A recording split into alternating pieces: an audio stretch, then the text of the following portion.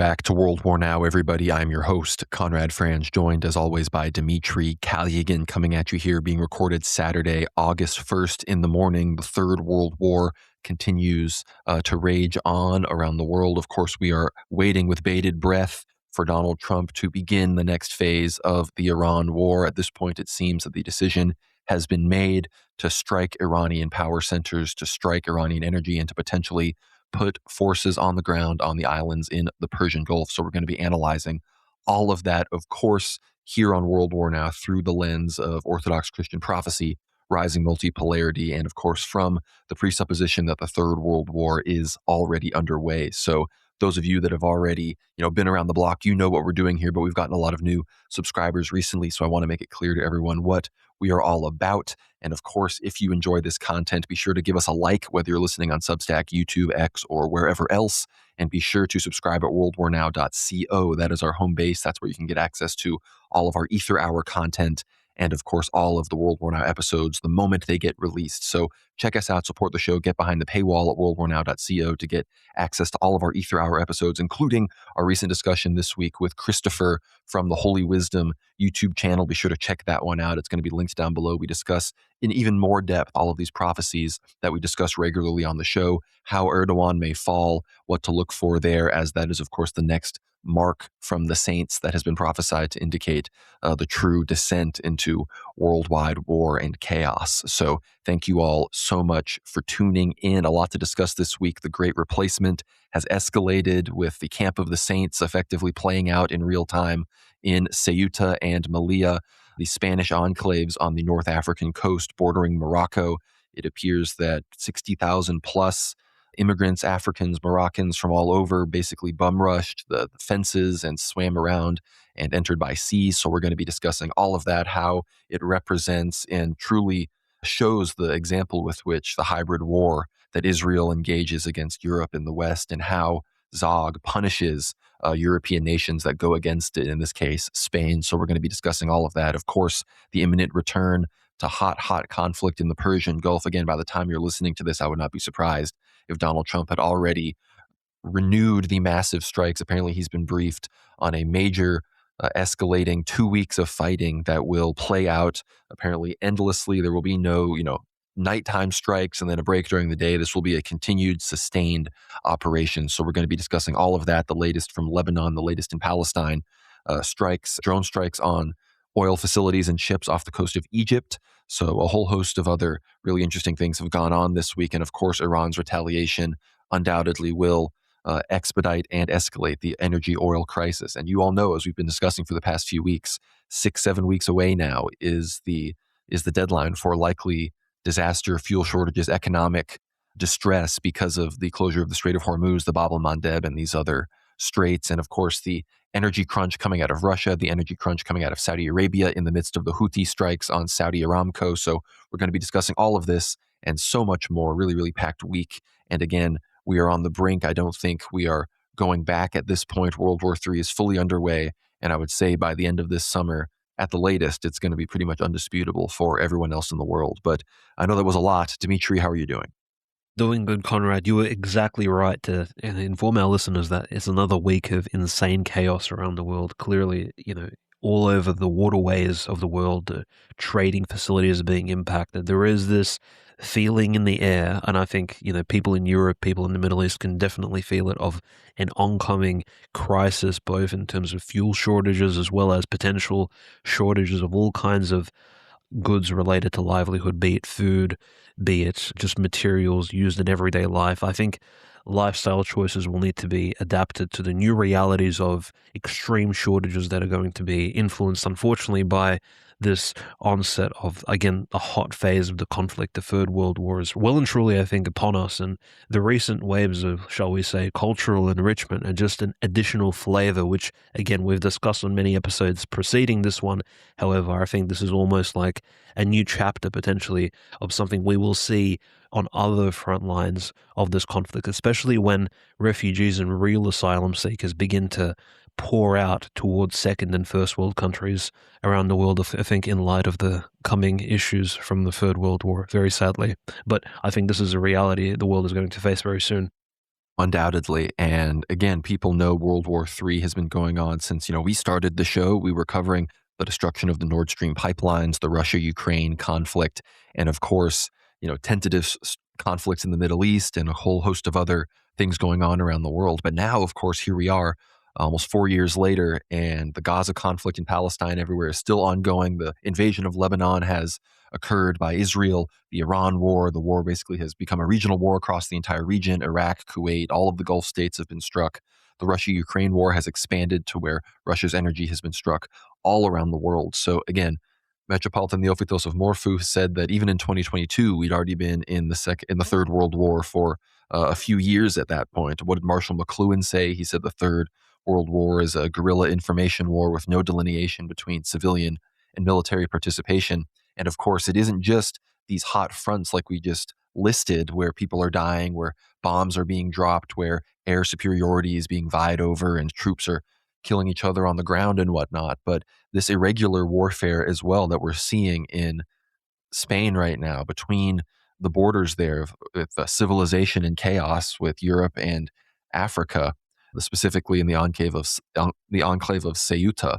We see what is the other form of warfare, the other irregular warfare that is also being perpetrated against the West and Christendom by the same people that have got us into these other wars. Of course, we know with Zelensky and we know with the backers of the regime in Ukraine and whatnot that they, of course, come from a certain tribe.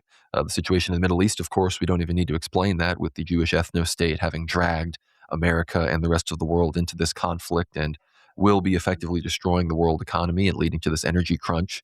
That, of course, is also from that tribe. And now all we have to do is look at the reaction of the Israeli and Jewish diaspora around the world to the situation in Ceunta and Melilla.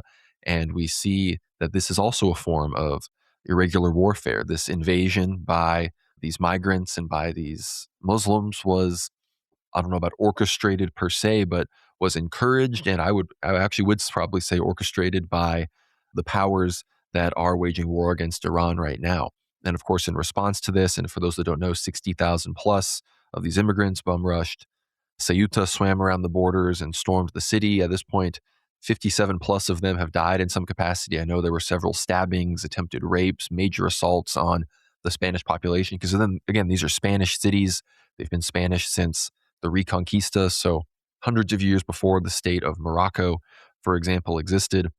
But alas, this is something that has been going on. More than 48,000 people apparently have now voluntarily returned to Morocco, so it's just a few thousand of these lingering populations. The Spanish military was deployed. Italy and other EU Schengen countries closed their borders and said that they are not going to be allowing migration from Spain in the midst of all of this. And again, it is advantageous that these two enclaves that have experienced this are not on the European mainland. But of course, the immediate response to this was obviously to angrily yell at the Pedro Sanchez government in Spain, who are far leftists, who recently created a pathway to citizenship for 500,000 migrants currently living in Spain. So that undoubtedly also contributed to the feeling among these people that they could just go and will be granted citizenship, much like Joe Biden, let 10 million illegal immigrants into the U.S. and those caravans formed because they knew that there would be no border enforcement and that they would likely be granted some kind of pathway to citizenship as long as they were there under the reign of the Democrats. So very similar things happening in Spain, but just when you thought this might be a victory for, I don't know, right-wing Zog, the center-right of the world that, wants to turn all of the dialogue into this Islamist clash of civilization stuff where it's, the West and Israel against the barbaric horde of the Iranian Islamists and whatnot. But of course, Morocco, what do we know about Morocco? Morocco is an ally of Israel. They were one of the first countries to sign the Abraham Accords at the behest of Jared Kushner. They're now a military security ally of Israel. And they're, of course, a close ally of the United States. The King of Morocco just named their longest highway, the Donald Trump Highway. And of course, in the midst of all of this, Spain was one of the major opponents to Israel and its genocide in Gaza and their current war in Iran. Of course, Spain did not allow the U.S. to use its bases to become part of the air bridge that shipped fuel and other supplies over to Israel and over to American bases in the Middle East to conduct the war against Iran. So Spain, in many ways, I mean, they've called for the arrest of Netanyahu. They said they will enforce the ICC arrest warrant. All sorts of other issues go into this. And so they are being punished by the United States and Israel. And how do we know this? Well, just a few weeks ago, Marco Rubio was publishing documents and openly stating that Ceunta and Melilla should be returned to Morocco, and accusing Spain of colonialism and all these sorts of things, which is hilarious from the guy who, kidnaps Maduro and is trying to take over Cuba and is the most in favor of the war in Iran. And you foresaw a lot of this rhetoric escalated by Itamar Ben-Gvir, Danny Danon, the Israeli ambassador to the United Nations. Of course, Netanyahu himself, just a few weeks ago, was threatening Spain, saying soon they will basically be destroyed. The classic, Jewish tactic that say when you stand against Israel, you will fall, which, in their mind, it's some kind of metaphysical curse from God. In reality, it's just you have incurred the wrath of world Jewry, and we will use every medium, financial, military, migratory in this case, to destroy your civilization. And of course, we know Spain has a long legacy of anti-Semitism, I guess you could say. Of course, they were ruled by Francisco Franco up until the 1970s. And even before that, of course, we know about the Spanish Inquisition, the monarchs of Spain, who are some of the top, I guess, totems of hatred with which the Jews and Jewish civilization, direct their ire towards and rewrite history against, which we know they did in the case of the Russian czars. We know they did this in the case of Adolf Hitler and many other people. So this is how things go. But in the midst of all of this, again, the vast majority of these migrants and people have apparently returned back over to Morocco, which is good. But one of the reasons that we know that this was not just a spontaneous sort of teen takeover, I guess, a mass teen takeover, as like we see in America, we have this from the New York Times. It says several Moroccans told the New York Times that Moroccan royal police encouraged them to cross into Ceuta, with some Moroccan border guard officers telling migrants to go that way or come to Spain. We even saw some videos of this, of border guards opening the fences and allowing people to storm through. We also, of course, saw libtarded women welcoming the migrants running through. I believe there were several recorded sexual assaults and attempts at sexual assaults, so I guess good for those women. But again, this event hits so many different levels, of course. And we mentioned the Third World War, how this is a new sort of front within it. And who was it that said we're in the second year of the Third World War in 2022? Metropolitan Neophytos said that. And years ago, I believe this talk is from as far back as potentially 2017, 2018. Metropolitan Neophytos openly said that this mass migration into Europe, this replacement migration, is perpetrated by the Zionists, and it is meant to mix up and scramble the population so as to prepare them to accept a future new one world pan religion. And that's exactly what is occurring. And of course, in the immediate reality, the Likud government in Israel benefits by punishing Spain and showing other countries that this is what happens if you go against Israel. But then the more broad worldwide Jewish diaspora and plan benefits from Spain becoming less and less homogenous, more and more occupied by these Muslims, who we know that the Jews prefer to live amongst the Muslims. Rabbi Mizrahi, who on July 21st was warning Spain against invasion and against collapse and against perdition, he openly talks about how he prefers to live with Sunni Muslims and these non-idolaters as opposed to the evil Christians who, in their worship of Jesus Christ, have committed the gravest idolatry in their minds. And of course, Rabbi Mizrahi, he knew this was coming apparently on July 21st. Every year, Netanyahu in 2019, the son of Netanyahu, was posting about how Ceunta and Melilla should be handed over to Morocco. Again, for the first time, Morocco did not exist for hundreds of years since Spain had turned these territories into Spanish cities and population centers. So you have all of these people, again, major figures within Israel, major figures within world Jewry. You even had, what was his name? Michael Rubin, one of the senior policy analysts at the American Enterprise Institute, one of the premier crony capitalist, modern Jewish shareholder capitalism, pushing that agenda. He came out and was also saying that, maybe if Spain, wasn't in Ceunta and Melilla, and maybe if Spain hadn't, sided against Israel and all of these things, this wouldn't be happening. So it's very clear what's going on here. It's very clear that this is Israel, world Jewry, punishing the Spanish people and Europe for their perceived lack of compliance with what they believe all of the Gentiles should be doing, which is hopping to and helping the Jews achieve greater Israel. So God bless Metropolitan Neophytos, who of course has been warning about this for a very long time. He has talked about this extensively with the migration into Europe in general, and of course how it is a Zionist tool. And they see this in Cyprus all the time. I mean, they know that Israel obviously rejoiced at the initial Turkish invasion of Cyprus in 1974. Now, of course, they claim this is coming back to bite them. So they're using Turkish expansion and Turkish domination in the Eastern Mediterranean as an excuse to militarize Cyprus and Greece. We'll talk about that in a second. But, Israel, they don't just want, they don't just need to control Cyprus and the areas immediately in their vicinity. One of the reasons that they want Ceunta and Melilla to go to Morocco, again, one of their close security allies, is because if they do, then there will be total, basically, Zog control over the Straits of Gibraltar. Because, of course, Gibraltar itself, the other side of the strait, on the northern European side, is controlled by the United Kingdom, not Spain. And if Ceuta is returned to Morocco, then the two, the thinnest point of the Strait of Gibraltar, where Ceuta and Gibraltar are across from one another, will be entirely controlled by Israeli allies. So Israel could, in theory, blockade or help be able to call on its allies to enforce a blockade of the Straits of Gibraltar, or be able to prevent a blockade, an attempted blockade by Spain or another country that is attempting to keep weapons or supplies or ships, for example, from coming in to defend and fight wars on behalf of Israel. That blockade can no longer happen against them, and they can enforce a blockade against their enemies if this exclave is to go over to Morocco, which it doesn't seem like it will immediately. But like I said, we're on the verge of some very, very hot fighting. And we know that some of the prophecies say that part of the reason why some of these countries will be rushing towards Constantinople in the east will be to gain new territory. So undoubtedly, Gibraltar, Ceuta, these small exclaves in Europe, these will become objects of contention. So I know that was a lot. This was a big story this week, Dmitry. I'd love your thoughts on the exact events. Of course, just days before this occurred, Pedro Sanchez traveled to Algeria to restore diplomatic and economic relations after 4 years of tensions. The visit marked a major reset in Spain-Algeria relations after years of strained ties.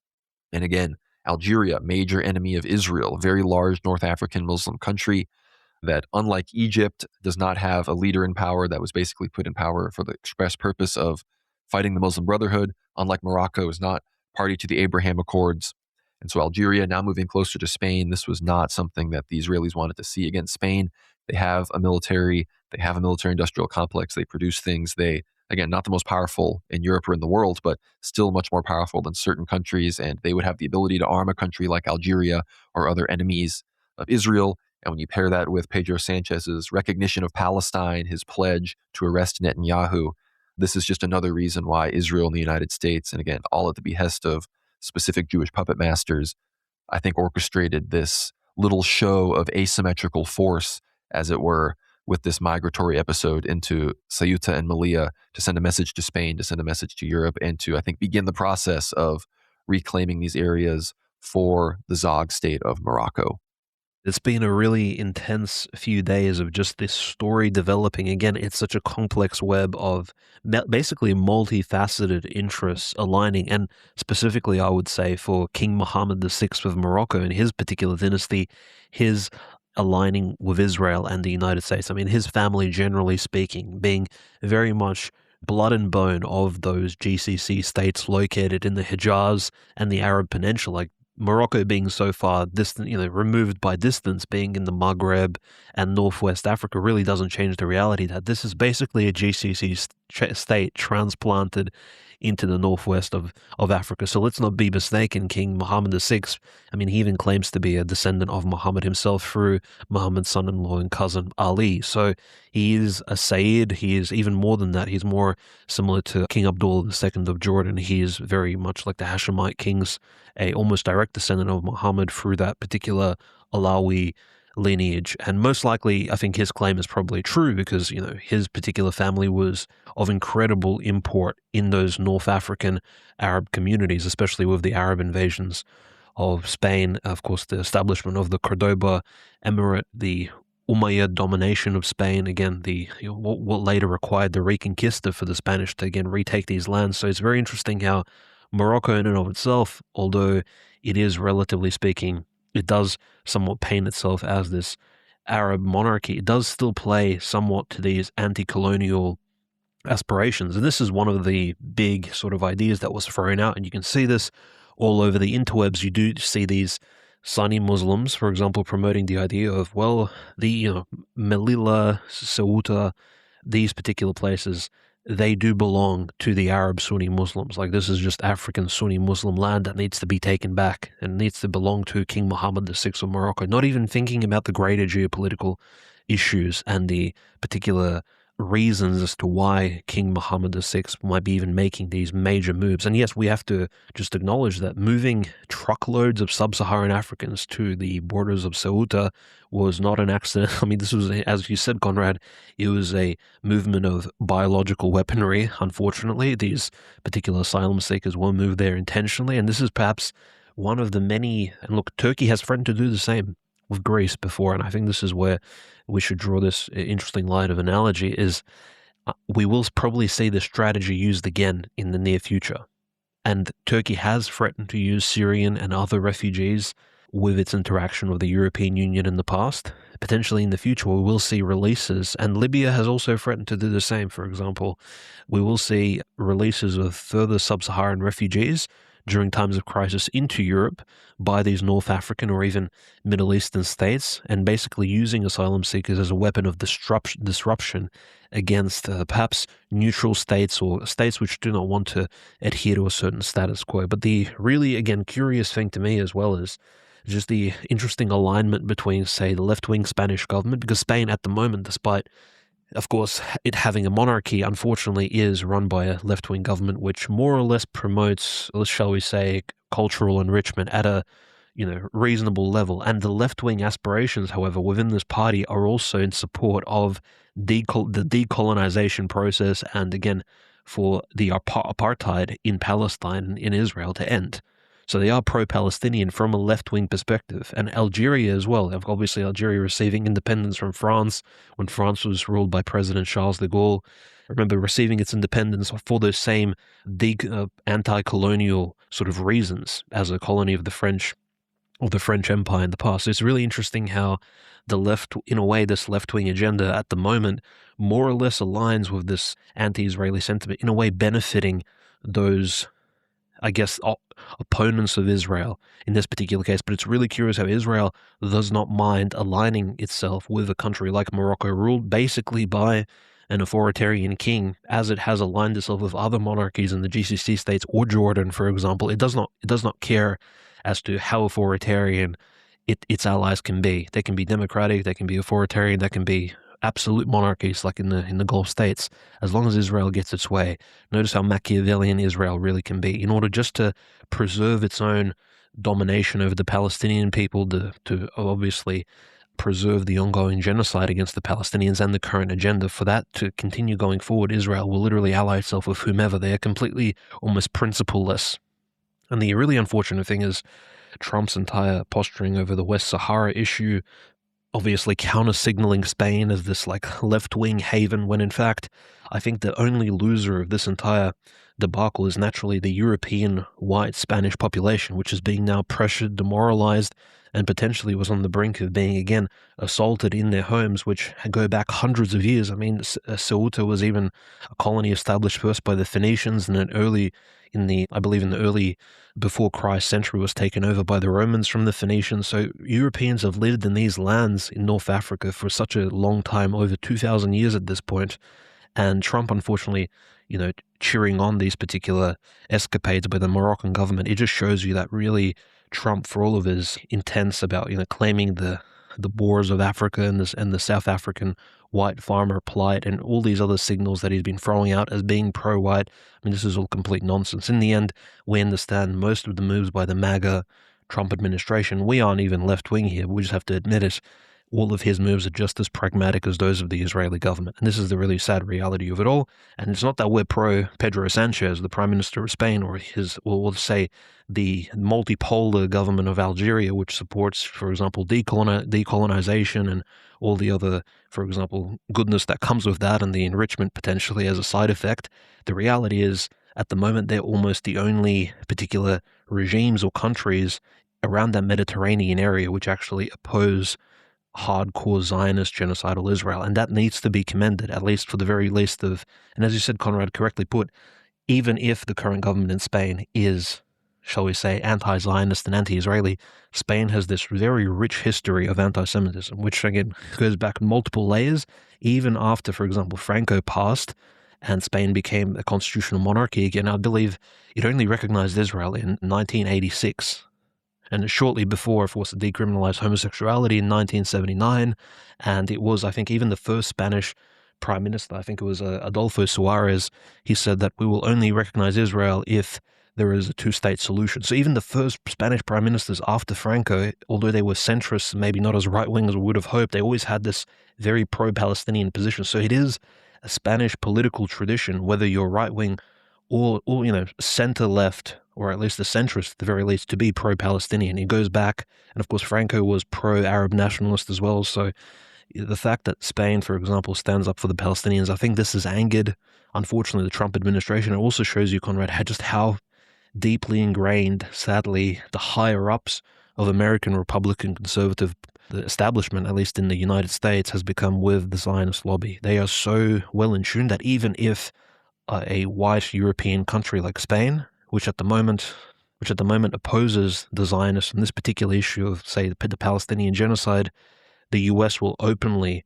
almost lash out against it and use some of its proxies, use some of its, for example, some of the leverage that they have, for example, in Morocco, to enact action against the Spanish population and, for example, to threaten them. Because I think what happened in Ceuta, although it's resolved and thousands of migrants were sent back, this was an open threat of basically cultural, if not physical, genocide against the local Spanish population of this autonomous zone. And you're completely right, Conrad. In some ways, it's almost a signaling, look, if need be, our pro-Zionist globalist forces will take and control the Pillars of Hercules. We will take that Western Mediterranean and we will control it, just as, in some ways, at the moment, the United States is saying we will control the Straits of Hormuz as well. This is basically globalists saying we have NATO controls the Bosphorus and Dardanelles, and we will also control every other pass, opening the seas into the great oceans of the world from the Mediterranean and onwards. I mean, these are open statements of basically the global Zionist globalist empire claiming that, look, we still have this insane power, and we will even use these radical Sunni monarchies to our end, basically as pawns and tools. So let's not be too surprised. And yeah, there is a Islamic aspect to it all, and I think there's multiple layers to this whole issue, and the left-wing agenda, I think at the moment, in a way, almost serves as a refresher point of empathy to basically remind people, look, Palestinians are still suffering,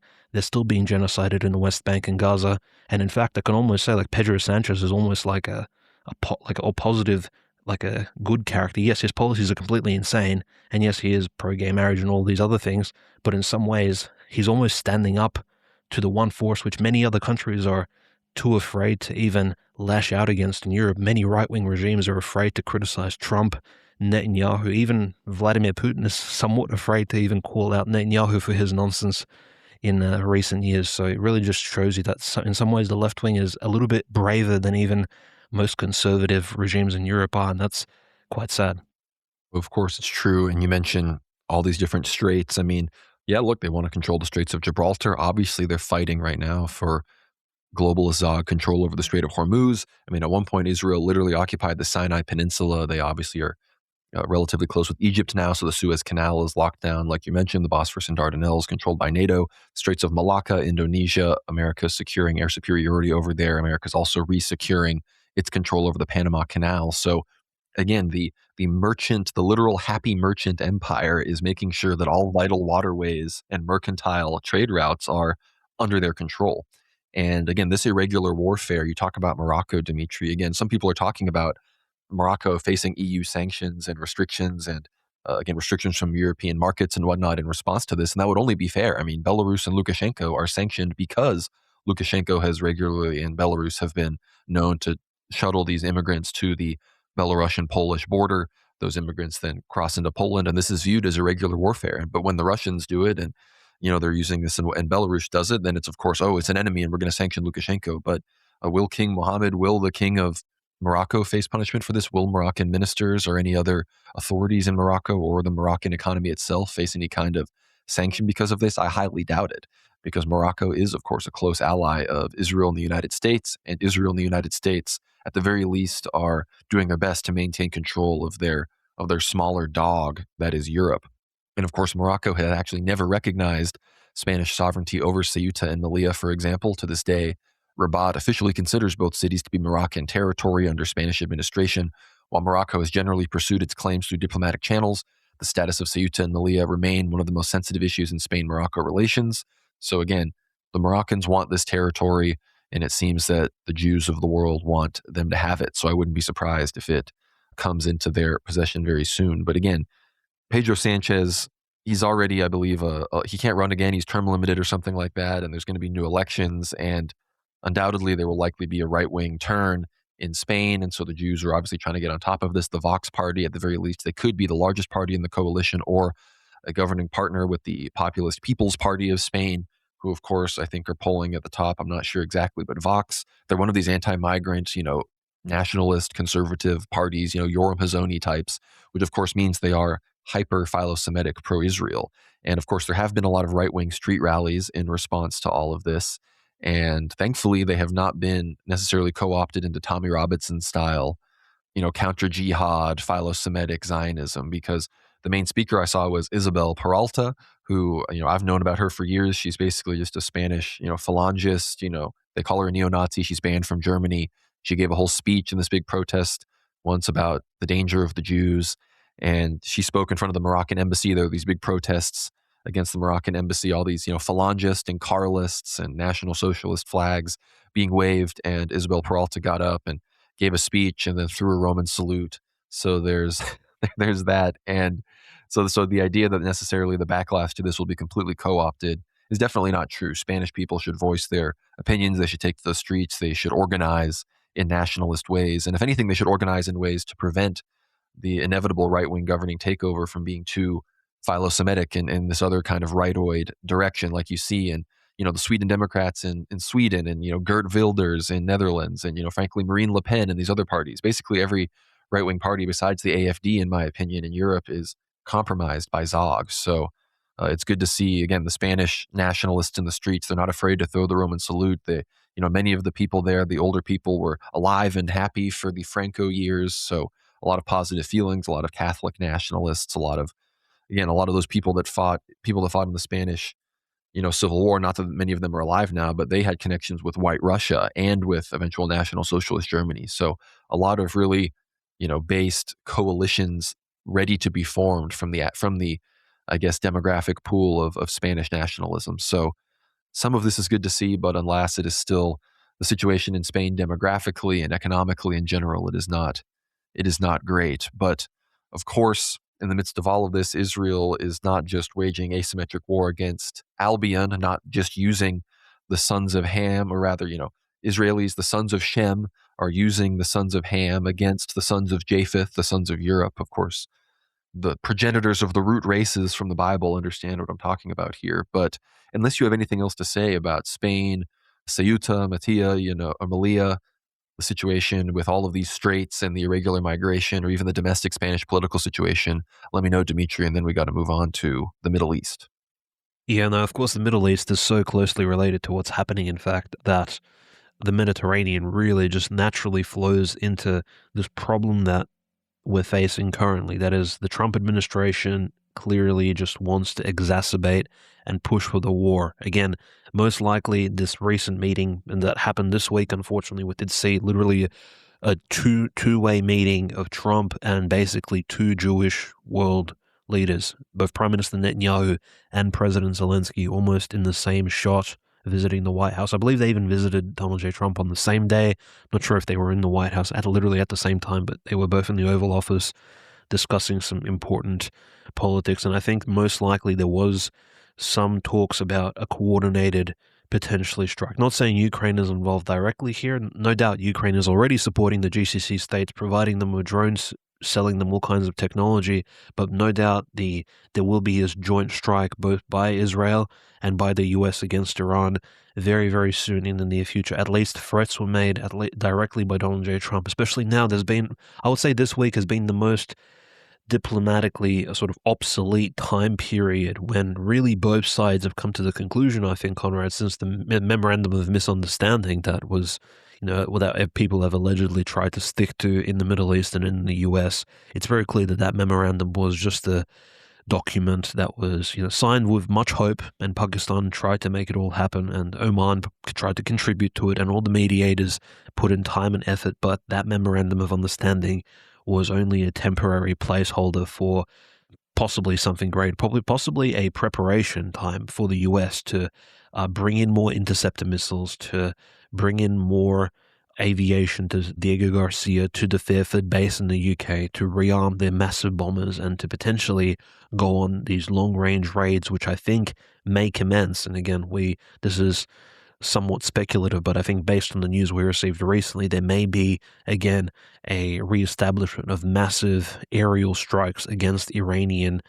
military as well as civilian targets that will begin sometime this week, in the first week of August 2026. And it's incredibly unfortunate that it has come to this, and unfortunately the Trump administration has been towing the Israeli line for quite a while now. We can easily say it's been a solid 5 to 6 months of basically the most philo-Semitic foreign policy that we've seen, possibly since the George Bush years, really. I mean, it's hard to point to anything that would benefit Israel more than what's about to happen between the US and Iran in the coming days. And unfortunately, Conrad, we do have to just emphasize this last week was almost like a preparation. The US has basically carried out, every time a US base was struck in Iran, the US would retaliate with a tit-for-tat, basically a response strike on targets in, for example, the Khuzestan province in southwestern Iran. This is a really oil-rich province. This is the most energy-rich provinces of southwestern Iran, located right at the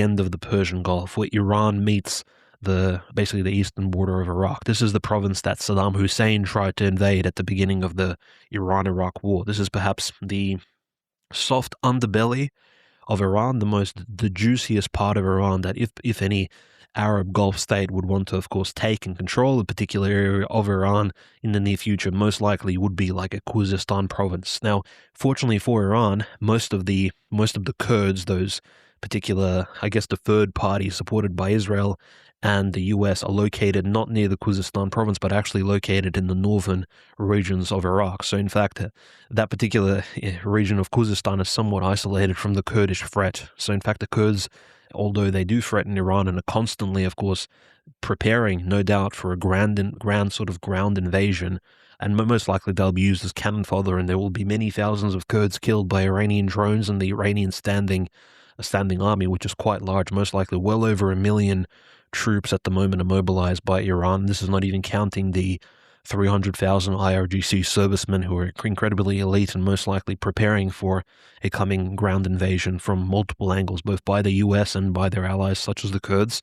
The Kurds will be probably stopped dead in their tracks, but I think the Kurds more or less will be a temporary distraction, a way to buy time for some, definitely key takeover points in the Straits of Hormuz area, probably by the US 101st Marine Expeditionary Fleet, the airborne battalions and divisions that will be deployed by the US. Maybe even the Gulf states will contribute some ground forces as well in some isolated capacity. And there's no doubt about that, especially since this week, Conrad, the strikes against the GCC states have in fact continued, and in fact not just the Gulf states itself, but a country like Jordan was being hit quite intensely by Iran. There has been a lot of reports as to, well, the reports are very interesting because the fog of war is so dense. It's almost denser than it ever has been in the Russo-Ukrainian conflict. It's hard to say if the strikes are achieving any sort of efficaciousness, but we are seeing reports from Iran that they are hitting, for example, US storage facilities. They are hitting, apparently US hardware is being struck, US HIMARS missile storage, even HIMARS units apparently being destroyed in GCC states. Mm-hmm. It's absolutely, I mean, this is rich information if it is in fact true, because even the Russians, they would struggle to even identify and target HIMARS missile launches in the Russo-Ukrainian conflict. There were 5 or 6 HIMARS destroyed over the course of like a 4-year period in the Russo-Ukrainian war, if I'm not mistaken. And that took, it took many months to actually target these particular, 16-wheeler trucks and actually take them out. So it's incredibly huge if Iran has actually taken even one of these things out. And it's just really curious how the US at the moment has been playing tit for tat, not committing overly deep into bombing Iran. And at this point, we just have to sort of wait for the major escalation, which no doubt, as I said earlier, will probably come from the United States. Now, what Iran will, I think, do almost instantaneously is there will be a signal of assistance being thrown out to the Iraqi militias. We'll see on-the-ground fighting in Iraq, as we've not seen yet, probably since maybe the end of the U.S., more or less, you can say, partial occupation of Iraq in 2003 to 2008 period. We'll see intense fighting on the ground. We'll most likely, no doubt about it, see a signal to the Ansarallah Houthis and Iran asking them for assistance in closing the Bab el-Mandeb Straits, and not just in a limited capacity as it is being closed now since the 20th of July. In fact, the Ansarallah, the Yemenis Houthis, have in fact closed the Straits of Bab el-Mandeb and the Red Sea to Saudi Arabia, to that particular kingdom, but not to the rest of the country. So I think they will actually close the Bab el-Mandeb and isolate the Red Sea for everyone, in fact, and that will often prompt a huge reaction from the international community. There's already a coalition being put together, which is another very interesting story, but we'll just need to sort of emphasize Iran has openly already stated if our civilian infrastructure will be struck if Trump does target not just Iranian bridges, but power stations, desalination plants, facilities which, again, provide most livelihood just to the general civilian population. Iran will respond with intense severity. So we most likely will see not just an immense escalation in terms of the bombing of the GCC states and any U.S. bases located around Iran, as well with drones, long-range missiles. We'll also see, again, Iran using everything in its capacity to close both straits at once, both the Hormuz and the Bab el-Mandeb. I think there'll be basically no holds barred. Everything will be utilized for that particular point. Otherwise, unfortunately, I think Iran will be stuck between a rock and a hard place, because if the US really takes it to a point of no return and Iran does not retaliate adequately, Iran's population itself will probably be asking questions as to, look, our air defense is being breached, our people are being slaughtered, we're going to suffer through a winter and a summer that's cold without energy, without electricity. How exactly is our government keeping us safe? And again, unfortunately, in this particular war, the best offense is very the best defense is a very potent and powerful offense that will deter any further escalations from the enemy. And that is sadly the only avenue that Iran will have remaining. And so Iran will need to take this exorbitant, exceptional hybrid warfare that they have perfected over the last few decades to the extreme, and the entire Middle East will be set ablaze by Iran. This will be, in fact, Iran's Samson option, minus the nuclear weaponry that Israel allegedly wants to utilize in that particular capacity. But Trump, I think, unfortunately, the madman is willing to do it. He's actually willing to push Iran to the brink because he understands that, Netanyahu needs his agenda met, and I think Netanyahu himself has basically confirmed it for us in his recent press conference, more or less, statement where he said this was one of the best meetings he's ever had, as he says in Hebrew to his Israeli voters. He said it's one of the best meetings he's ever had of Donald J. Trump, and now Trump has rhetorically also confirmed that the U.S. and Iran will most likely be reaching a major escalation point. And this is very unfortunate, I think, for both American servicemen and for anyone basically stationed in the Middle East right now, because their lives will be put at immense risk when Iran begins to retaliate. And they'll be, I think, if we look at it from a military perspective or even a Christian perspective, entirely justified in doing so, in defending their own citizens. Oh, undoubtedly. And I think at this point, with CBS and the Wall Street Journal having indicated that military operations are likely going to commence this weekend, again, I would say by the time you're listening to this, it's more likely than not that this thing is well underway. And again, I'm no military strategist. I've never been in the military, or I don't really understand exactly the Iranian strategic thinking, but I can't necessarily imagine the benefit from waiting on this attack. I guess maybe they will launch their response simultaneous almost to the attack. But again, if this is going to be multiple weeks of sustained bombings, there's not really going to be break periods for them to reshuffle and get these missiles in the sky. So again, I don't know if the Iranians will attempt maybe a few hours before the strike is coming, some kind of preemptive operation. We know that they struck the base in Jordan. That was not a retaliation. I believe it was 6 missiles were launched at Jordan, and there was at least one touchdown, despite fervent CENTCOM denials. We all saw the footage and the pictures. There was definitely an arrival and something exploded. The Iranians claimed to have destroyed several F-35s and killed multiple American troops, which, again, I'm not going to say I believe outright, but certainly the Americans already lied about there being an impact. So undoubtedly something was destroyed. I would assume it was more likely in the realm of equipment, but we also basically know that they're lying about the casualty count. The whole casualties for the whole war, it's somewhere 600 to 900 in total, almost 20 deceased, but I think that number is also higher. They're going to be laundering those casualties around. But again, one of the reasons for this pause, you mentioned the Memorandum of Understanding. Brian Berletic, Cernosod, many people have made the point that all of these memorandums and informal ceasefires and whatnot have just been American attempts at renewing and replenishing their supplies, getting air defenses worked out, making sure Israel isn't going to come under a real threat, because Israeli society is not particularly durable against these sorts of mass casualty events. And again, this is General Alexis Grinkovich, commander of U.S. European Command. He's warned the Pentagon that he no longer has enough Navy destroyers to continue protecting Israel from Iranian ballistic missile attacks while also meeting broader U.S. defense requirements. The destroyers that have been intercepting missiles targeting Israel are overstretched by operations in the Mediterranean, the Red Sea, and around Iran, while maintenance demands have further reduced the number of available ships. This is from the Washington Post. So all sorts of shortages. We know the interceptor shortages. Trump is balking on giving Zelensky more interceptors or even the right to produce Patriot missiles. We're going to discuss that, of course, in a little bit. But apparently, and this is according to the Hormuz report, Iran prepared a comprehensive plan to completely destroy the Middle East's energy infrastructure, a synchronized decapitation of the world's oil and gas supply if the U.S. or Israel launches new strikes. This is per Tasnim News, which was also recently banned from X in the past few days. It's the main news outlet in Iran that has sources from the IRGC that basically speaks for them.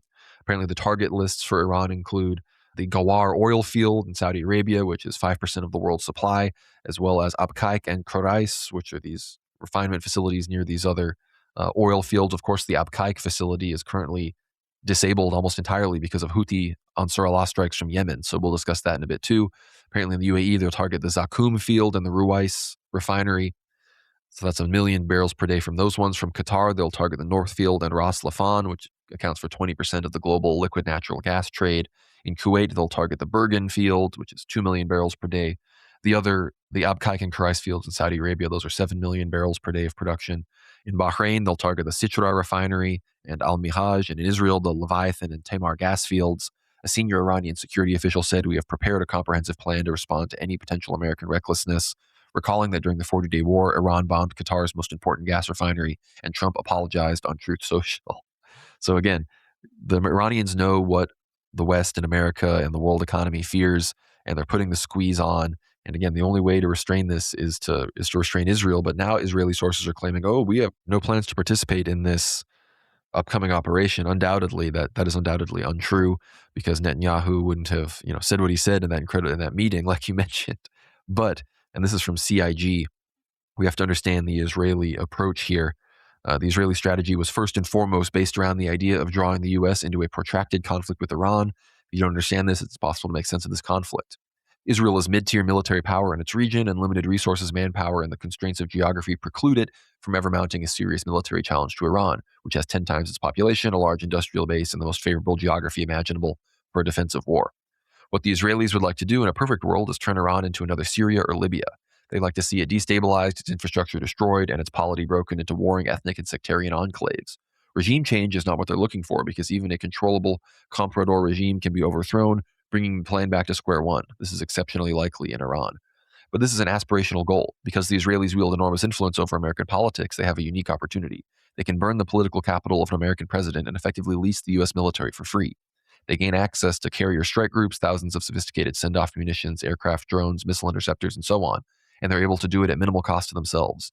The Iranians are forced to expend tens of thousands of their own missiles and drones, and only a fraction of these are used against Israel. Iranian infrastructure is destroyed, the country is blockaded, military losses are incurred, all from Americans, not Israeli weapons. The cost-benefit ratio here is mind-boggling. The biggest risk is that Israelis wind up taking so much of the blame that the American system rips up their influence apparatus in response. This may be a real long-term risk, but there's no sign of it happening anytime soon. The real Israeli strategic failure will come if Iran emerges from this stronger than it started, with its offensive capability maintained, economic concessions from its neighbors, and so on. This is looking like an increasingly likely possibility. One of the more remarkable developments to me is that the American public is content to watch the Israelis totally sit out this phase of the war after Trump admin officials openly said they're protecting Israeli interests. I've seen precisely zero outrage about it. And it's true, if somehow this goes really into high gear and Israel is not participating, I wouldn't be surprised if people started to make more noise about it. But regardless, the U.S. and Israel preparations for their attacks, it's apparently going to be the harshest bombing campaigns to date. It will be targeting energy infrastructure in Iran. Apparently, one of the plans is to cause a total blackout, complete no electricity in the entire Tehran metropolitan area. And there are news, and this is from John Hussein, a Tehran-based reporter. He says credible sources in Iran reveal that Iran is expecting not just airstrikes, but a multi-pronged approach by the U.S. and Israel. After the electricity goes off, there's an expectation that they will also utilize any internal assets in Iran to create riots, mass panic, and chaos in major cities. Simultaneously, they plan to send in Kurds, Jaish, and Jundullah elements. According to sources, the U.S. has also allegedly sought help from its brotherly regional countries to strike Yemen and Iraq during this operation. There's also a possibility of sending in ground troops. It's also on the table if the initial strikes are considered to be a success. And Trump, just in the past few hours, posted on Truth Social, "Seize the oil. It's time to take Karg Island." So again, I think, as I was saying to Dmitry off air, I would wager if the first 2, 3, 4 days of the bombing campaign seemed to be, I guess, more effective than the previous few months, and if the Iranians perhaps fail in some of their initial response goals and endeavors, and maybe some of these strikes are intercepted against Saudi, Kuwaiti energy, then I think America, and even if that doesn't occur, I think it's more likely than not that America will send troops on the ground into Karg Island, probably onto Keshem Island, Sirik Island, many of the islands in the Persian Gulf, and potentially even occupying Bandar Abbas and some of these coastal areas. Again, that would not surprise me.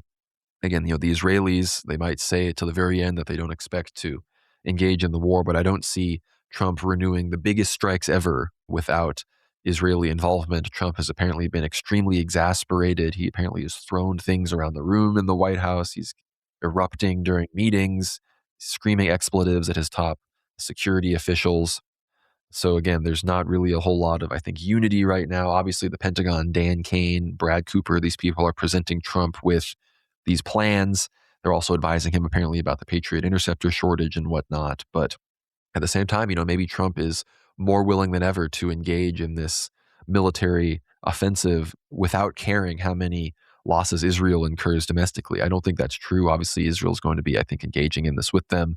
And of course, it's one of those things. Israel, they either, it's a very fine line. They know when to switch. They go from using attacks against them as propaganda like October 7th and whatnot to the moment they start to become more effective, I guess, actual military strikes than they are for propaganda victim purposes. It's just full censorship. You're not going to hear about it. When the Iranians do effective strikes and really take things out, it's completely censored. And you have multiple journalists in Israel that are being fined and even prosecuted with prison time for breaching military censorship, even unknowingly. So that's the situation there. And unfortunately for America, it's a little bit harder for us to hide our losses and whatnot. We're doing our best as far as the casualty count goes, but the debasification is deep underway. And this is also from CIG from Wall Street Journal. It says, in the decades since Kuwait's liberation in the first Gulf War, the U.S. has used the oil-rich emirate as one of the Army's biggest logistics hubs in the world, hosting thousands of troops, Abrams tanks, and heavy artillery. The Iran war has undercut this arrangement for both Washington and Kuwait City. The U.S. is now rethinking the scope of its footprint in the emirate. The attacks have made people in Kuwait think of the U.S. presence as a liability, but also as absolutely necessary to defend Kuwait. So the U.S. is talking more and more about leaving Kuwait. And again, they also pulled out of Iraq, a U.S. base in Erbil. Apparently, all of the Patriot interceptors that currently existed in northern Iraq have been pulled away.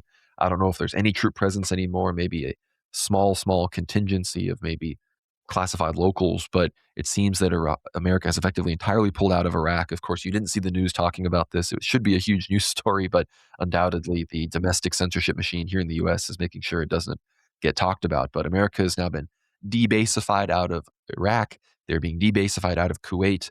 Of course, in response to the strikes on Jordan recently, the IRGC released a statement and said, as our contribution to helping you liberate the Islamic lands in Jordan from the humiliation of American occupation, we have targeted the Al-Azraq Air Base in Jordan, completely destroying 3 U.S. F-35 aircraft. So if that's true, we probably will never know, but there is a chance. And in the midst of all of this is from the New York Times, hundreds of Jordanian political, legal, and public figures signed an open letter last week calling for the withdrawal of U.S. forces from Jordan, arguing that their presence threatens the country's sovereignty and risks drawing it into a wider regional conflict. The Jordanian government did not respond to requests for comment. So they didn't respond to requests for comment to the New York Times. So that says something. But yeah, all of these countries, Kuwait, Bahrain, of course, is on the brink, I think, of overthrowing their unpopular Sunni king as a Shia majority country. America has been debased out of Iraq, and the Iraqi militias, popular mobilization forces, are more powerful than ever. And of course, now the Jordanians even are complaining. So the long hand of Iranian influence continues to spread farther and farther west towards occupied Palestine. So the Iranians are undoubtedly still with a lot of momentum here, even if they are about to face down one of the most brutal military assaults we've potentially seen in the modern era. That might be what we're on the brink of. But before we discuss anything else in the region, whether it's Lebanon, the strikes on Egypt, and of course the strikes on Saudi Arabia by the Houthis, Dmitry, do you have any thoughts on what's coming next? Jordan, Kuwait, Bahrain, of course the UAE and Saudi are going to come under fire. Qatar, I think, has faced the least amount of strikes from these in the midst of the war so far, as their role as a mediator and an ally of Hamas and a co-conspirator with Iran against the Zionist entity. But it seems that their LNG will be coming under target regardless. So I think, again, the timeline from the Holy Elders that are now only 5 or 6 weeks away regarding these energy shortages and this disaster, I think, are proving very prescient as we sit on the verge of these strikes. So what are your thoughts on that, Dmitry, before we talk about the situations in these other peripheral countries around the Zionist entity and the strikes on them? Yeah, one thing I wanted to point out was you mentioned the bases in Iraq essentially being abandoned, and of course the US leaving Erbil. It's almost like the final signals for the final green light has been given to the Kurds, and the US is like, all right, we're pulling out of the Erbil province. We're leaving this base, which, mind you, the US has been stationed in for close to just over 2 decades now, literally since the 2003 Iraq invasion. The US has been positioned in these North Iraqi provinces so close to Syria, and it's almost like a massive symbolic leaving. It's just like, remember all the footage of essentially the US leaving Afghanistan, how big of a deal that was, but notice how quiet, obviously, the Republican media really is about us, the US leaving Erbil. I mean, it is a major, big deal, and yet I think it's almost the US is trying to minimize its on-the-ground losses from a major Iranian retaliation once the bombing campaigns do start. That's what I think is really behind the US sort of trying to minimize any targets that Iran may have, any sort of obvious targets that do exist in these well-established, decade-long bases. It's almost as if the US is saying, look, we're preparing for the inevitable of, we will strike Iran, we'll strike their, not just civilian facilities, most likely we'll be targeting some of their leaders as well within Iran, no doubt about that. Especially when the power goes off, you'll see most likely all kinds of assassinations take place within Iran. I think the US will be aiming to do that. And when Iran does strike these bases, we'll try to minimize American losses to the greatest extent that we can. And yes, no doubt, like local communities within Jordan, Kuwait, Bahrain, etc., they do want the Americans out, but local Iraqis have wanted the Americans out for a long time as well, but it doesn't always achieve its ends because the local governments themselves are compromised. The police, the local, so to speak, Arabic National Guard, they're all there to sort of cement and uphold the status quo, which is the US are here more or less as quasi-proxy. These Zionist forces are here to not just provide us protection from the radical Iranian revolution, but also, again, to make sure that we are falling in line with the overall Israeli agenda for the Middle East. And in a way, it's almost like and look, Israel did go against this by striking against Qatar when they tried to take out the Hamas leadership in last year, I believe, which was a huge, again, slap in the face of Qatar, which played along to the whole Israeli-US fiddle for such a long time in Syria and in other places. But it is quite interesting how these Arab bases, these Arab states basically almost defang themselves by having a US base located. They basically say, look, we are not a threat to Israel. Like Jordan itself, basically it's almost like a dog rolling over on its back, showing its belly to its master, saying, look, we're completely harmless. And this is exactly, I think, now that these bases are being abandoned. It's almost, again, painting a crosshair for the future Israeli, potentially maybe even greater Israeli expansion into these areas, because there will be these ideas that, well, then it does need to be some control established now that the US has left. And I think it's almost as if the US is now going to overcommit. Unfortunately, the Trump administration is going to make those major mistakes. And who knows, maybe for the first time ever, we will see an American bomber shot out of the sky from 40,000 feet, be it a B-1, a B-2 stealth bomber, or maybe a B-52 supported by F-35 bombers flying at night 30, 40,000 feet over Iran, dropping these heavyweight bombs on power stations and other, more or less undefended civilian targets. Because keep in mind, yes, the Iranian ballistic missile sites, sure, they're located, and the arms depots are located deep inside mountain ranges, and they reinforce bunkers, but this actual civilian targets are very easy to spot. They are on the surface. You can find them on Google Maps. The US will not find it very difficult to strike these facilities. You don't even need to drop a large 10,000 kilogram bomb. Something very small will suffice. So the bombing campaign against civilian targets, it's not a military strategy. It's basically terrorism, and it is against the Geneva Conventions. It is a war crime similar to what the Allies unfortunately did to the Third Reich during the Second World War. It's basically a recreation of that. That is what is about to happen based on some of the news being provided to us from the United States. And it is quite unfortunate that when this does happen, we do in some ways expect to see the 358 missile, the 358 loitering anti-air missile being used by Iran, which can be easily, basically it's almost a man-pad. It can be set up by 2 or 3 Iranian specialists and launched into the air, and it will be flying in the air for several hours, taking out some sort of American or Israeli planes that it meets, and it has heat-seeking capabilities. We do want to see potentially S-300 or S-400 missile systems, if Iran does have those, with their proper radars included. Hopefully that can actually catch these stealth bombers flying over the territory of Iran, especially if they'll be flying over like deep Iran, be it Isfahan, Tehran. That is something like Operation Midnight Hammer should not be acceptable. If we see multiple Midnight Hammer level raids over Iran and there is no proper response from the Iranian SAMs, then I think the conclusions are that the US really has basically disarmed the Iranian surface-to-air missile system, and that no cope will be able to explain away why not a single stealth bomber has been shot out of the sky. I remember even during the Yugoslavian wars, there were claims that apparently a US stealth bomber was shot by the Serbs and taken out, and that's still more or less a Balkan myth that exists, right, in those particular parts of the Balkan Peninsula. But I think in this particular case, Iran had well and truly a lot of times to prepare their Bavar 373s, their S-300s, and I think we will most likely see probably some severe losses from the American Air Force. And all for what? All to support Israel's claim again and to strike potentially civilian targets. And no doubt about that, unfortunately, this will be probably coupled with, again, strikes at any remaining American bases deep in the GCC states, and not necessarily Kuwait and those border states, shall we say, like Jordan, Kuwait, Iraq, which the US has already left, but these almost fringe bases, but deeper GCC locations like the Prince Sultan base, those bases established very long ago, before even the regime of Saddam Hussein has fallen, where the US has invested multiple decades of support for. I think well and truly some of those CENTCOM command centers will be in the crosshairs of the Iranian regime, and I think rightfully so. They'll almost be justified in doing that, especially if I think the new Iranian leadership, and hopefully they are in particular safe locations. I don't want to see any sort of Laranjani,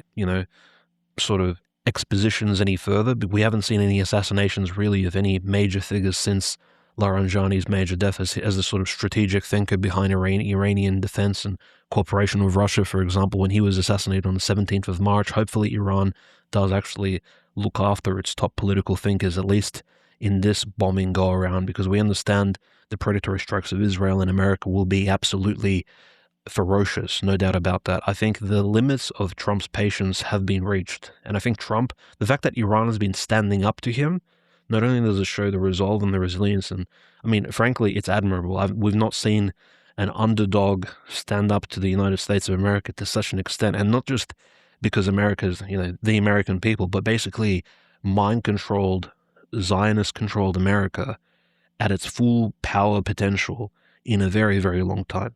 This completely even supersedes what we saw with the Iraq wars in past decades. So this is already it's incredible. But if Iran can even outlast this coming bombing campaign, I think this will be very, very incredible. I'm hoping the Chinese and the Russians can provide what assistance they can, but based on what's happening in the Russo-Ukrainian war, and again, even the complaints that Zelensky is putting forward about the Patriot missile interceptors, Conrad, I do want to say that is a major point.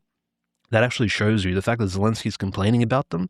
It actually shows that the Patriot interceptors are well and truly being funneled to the Middle East instead. The U.S. is preparing for a major Middle Eastern escalation, and they need those Patriot missile interceptors on the Middle Eastern war front, not in Ukraine. So they're actually sacrificing success in the Russo-Ukrainian conflict for a temporary defensive tactics in the GCC states and to, again, protect some of the Israeli assets as well. So it is really interesting. It's quite telling how news from one part of the world can basically tell you what the globalists are preparing for in an entirely other theater. But yes, the Middle East is about to, again, be emblazed by some major conflicts. Not that I think they've been slowing down at all since February, but we're basically on the brink of something quite big soon.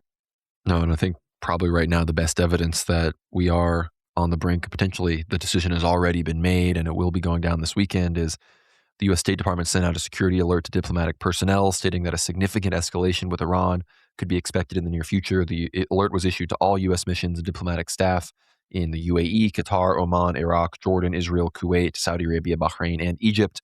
And almost all of those embassies issued statements to American citizens saying, if you can, leave the country and leave the region. So we are right here on the edge. And speaking of those other relevant countries and why, Iran has been, will likely be striking deeper into Saudi Arabia and whatnot, is they've been saving those strikes, especially against ARAMCO and Qatari LNG and other areas in the UAE, because right now they've actually been repelling potential attacks. There's been so many strikes on Kuwait because it's clear that the Iranians, I think, deduced that one of the American plans was a ground operation into Khuzestan, like you discussed, Dmitry. And of course, there was even media talking about how Iran was going to seize Kuwait with a ground operation from Khuzestan, with aid from the Iraqi militias. And who knows if that's true, but that also might have just been setting up rhetoric for a ground operation from Kuwait. So again, there's other surprise operations that the U.S. could ostensibly use that to try to catch the Iranians off guard. But when it comes to the fact that Kuwait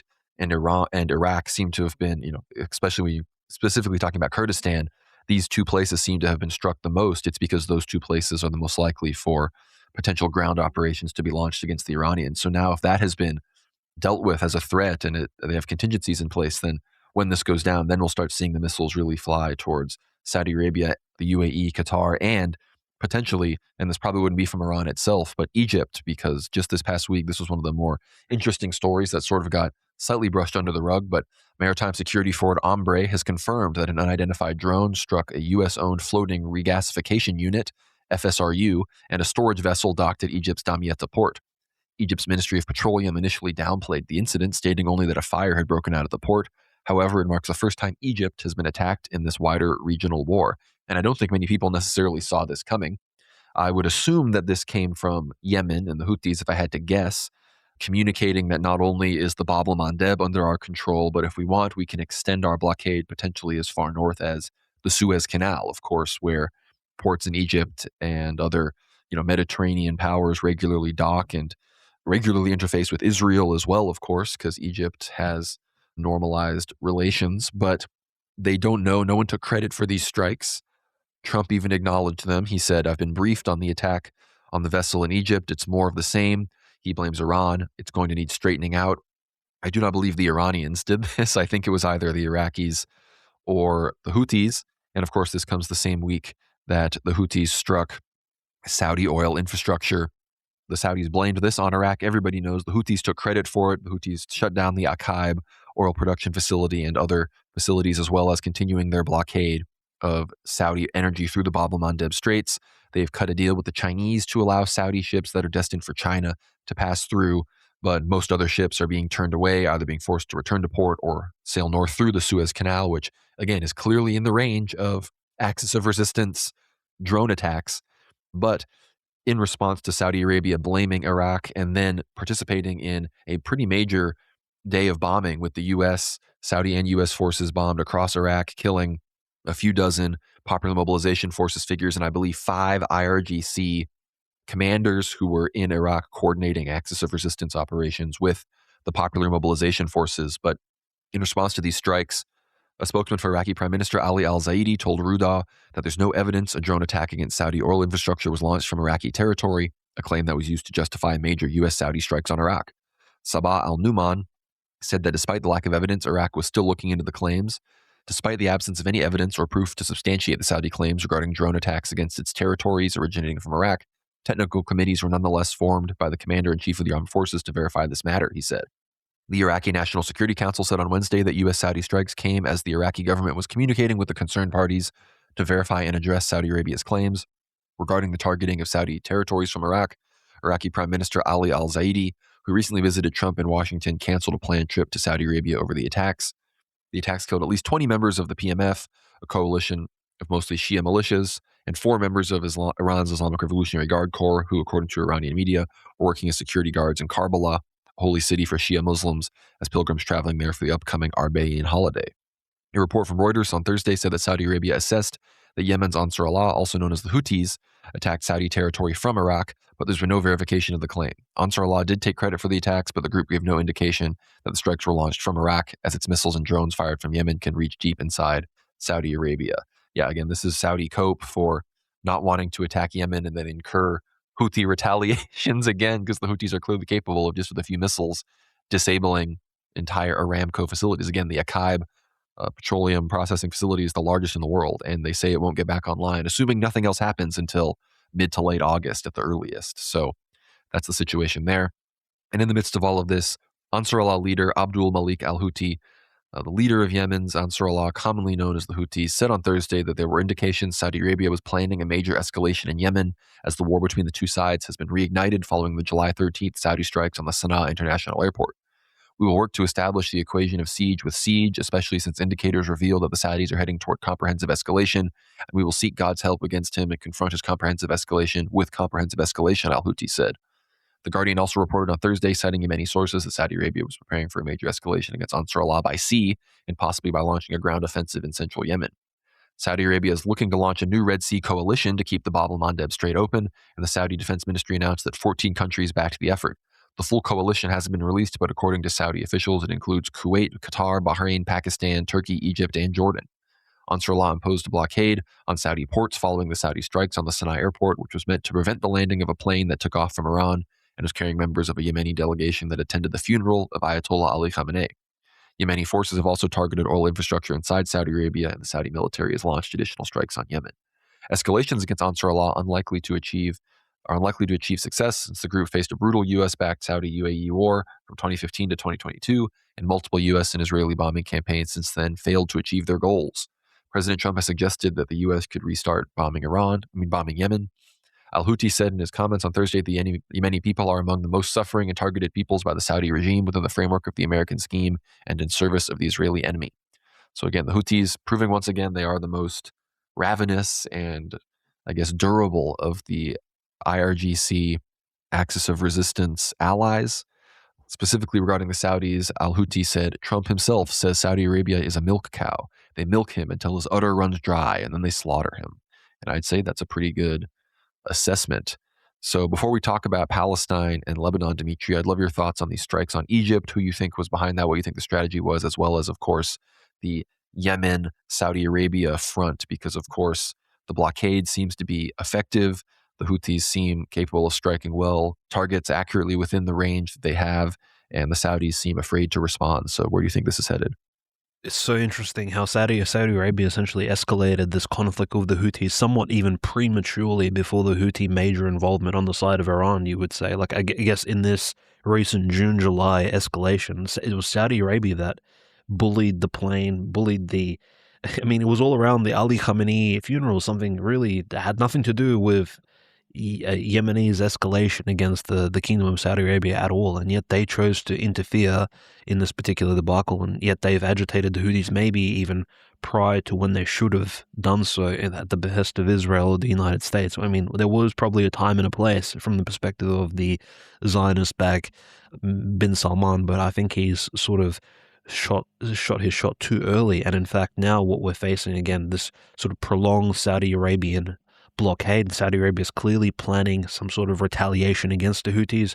No doubt when the escalation by the US against the Iranians takes place, when the desalination plants, the power plants get hit, there'll be a closing of the Bab el-Mandeb. Saudi Arabia will be at the forefront. They'll be at the helm of this this opening of the Bab el-Mandeb Strait coalition that will no doubt include maybe even European powers such as the United Kingdom and France, which, again, France, they were the ones who built the Suez Canal.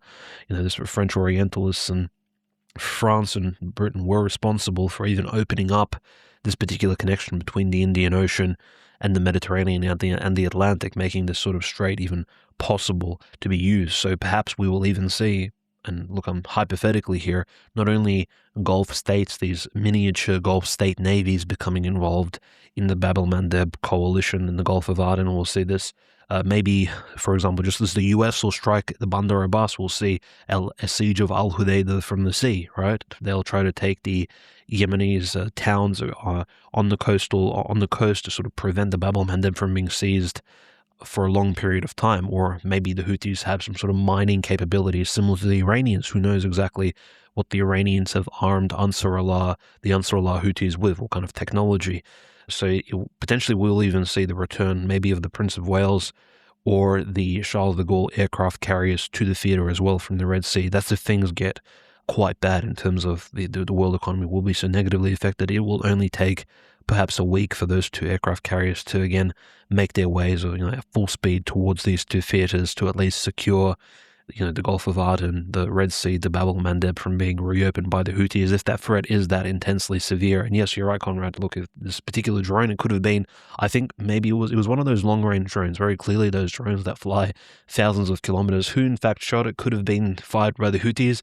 It could have in fact been a drone from Iran as well. If you think about it, there were drones that flew all the way to Cyprus in months prior, and yet that escalated the entire issue. I mean, the Prince of Wales basically made it to the British aircraft carrier, made it to the eastern Mediterranean precisely because of those strikes against Cyprus. So as we see these long-range strikes against Egypt, I don't necessarily think, I think if any Egyptian tankers specifically or Egyptian port cities are hit, I think that will unnecessarily bring Egypt perhaps in on the side of, sadly, on the side of the GCC states and Israel. At the moment, Israel, I mean, look, we know Israel has more or less, through the US, contained the Egyptians and maybe tried to prevent them from coming in. And the Egyptian regime at the moment is intensely anti-Hamas. They are very much, I'm not sure about their position specifically on the Shia Muslims, but they are very anti-Muslim Brotherhood. They are very much against this ideology of Islamic revolution, right? And I think that would pretty much keep them out of the fight, at least on the basis of this political neutrality. And that's quite unfortunate. I don't think agitating Egypt to bring them in on the side of this already very large coalition is probably in the interests of the Houthis or in the interests of Iran. But again, a scorched earth sort of tactic, setting the entire Middle East ablaze. Perhaps this is part of the hybrid warfare stratagems which they have cooking up, at least in terms of bringing the entire Middle East into a point of crisis. And perhaps the Suez Canal does come into the picture here as well, not just the Bab el-Mandeb. So I do think very soon the Saudi Arabia will be preparing for some sort of joint, maybe amphibian operation. I think they're very much, Al Hudaydah, I think, is a very clear target. You have to also keep in mind there's a Chinese base in Djibouti. There's obviously, I mean, we'll speak about this later, there is some action in, well, we said Eritrea and Ethiopia. I was about to say something else, perhaps not as appropriate, but there is action happening on the coast of the Red Sea and in nearby territories. And all of these minor conflicts may in fact coalesce and be combined into some sort of regional issues as the entire situation is exacerbated and it becomes much worse. But specifically for Ansarallah, Conrad, I think they are more or less perhaps one of the most consistent allies that Iran really does have. They're someone who they've risked themselves over and over again for Iran. And in fact, Iran has come out and actually defended them and protected them. And I think for Ansarallah specifically here, they may in fact be facing a two-pronged attack, both by the GCC and by that major American fleet located in the Sea of Arabia, and potentially even some of the bombers on Diego Garcia, who, you know, although they may be flying major sorties towards Iran over the Sea of Arabia and taking those long journeys, who knows, maybe some of them will fly over and be bombing Ansarallah bases and some of their headquarters located in those desert hills and other targets, which again the US has probably marked or is attempting to locate among the Yemenis towns held by the Houthis. So no doubt about that, the Yemenis, Ansarallah, Houthis are putting themselves at immense risk by coming out in favor of Iran. But I think the sort of bravery and courage is going to take them through, and I don't think they're going to be putting down their arms and surrendering to the Saudis or to anyone else here. No, I completely agree. And I think ultimately the Saudis, maybe they miscalculated. You know, they got the bombing run with the US in Iraq. They thought that that would then precipitate something larger with Iran. But, you know, I think when the shooting here starts here in the next few days, most likely, and here, I mean, this is what Mohammed Morandi, Dr. Morandi, one of the members of the Iranian negotiations delegation, he said, based on statements from the Trump regime, it seems quite possible that after months of barbaric threats, tonight will be the last night of normality in Qatar, Saudi Arabia, Kuwait, Bahrain, the UAE, and possibly Oman. If strikes are carried out against Iran's civilian infrastructure, the critical infrastructure of these complicit regimes, along with that of the Zionist regime and perhaps Jordan, will be demolished. People in these regions should immediately prepare for evacuation. So that's what's on the brink and what's being prepared right now. And the Saudis and the Yemenis, I mean, undoubtedly, this regional war is going to become undisputedly so. Right now, you know, Trump still tries to claim, oh, Operation Epic Fury, or whatever this new operation is. And the Iranians, you know, we've got our retaliation to Epic Fury. But at this point, is anyone buying that anymore? Iran has struck every country in the region, effectively all the way to Jordan. The proxies have struck Egypt.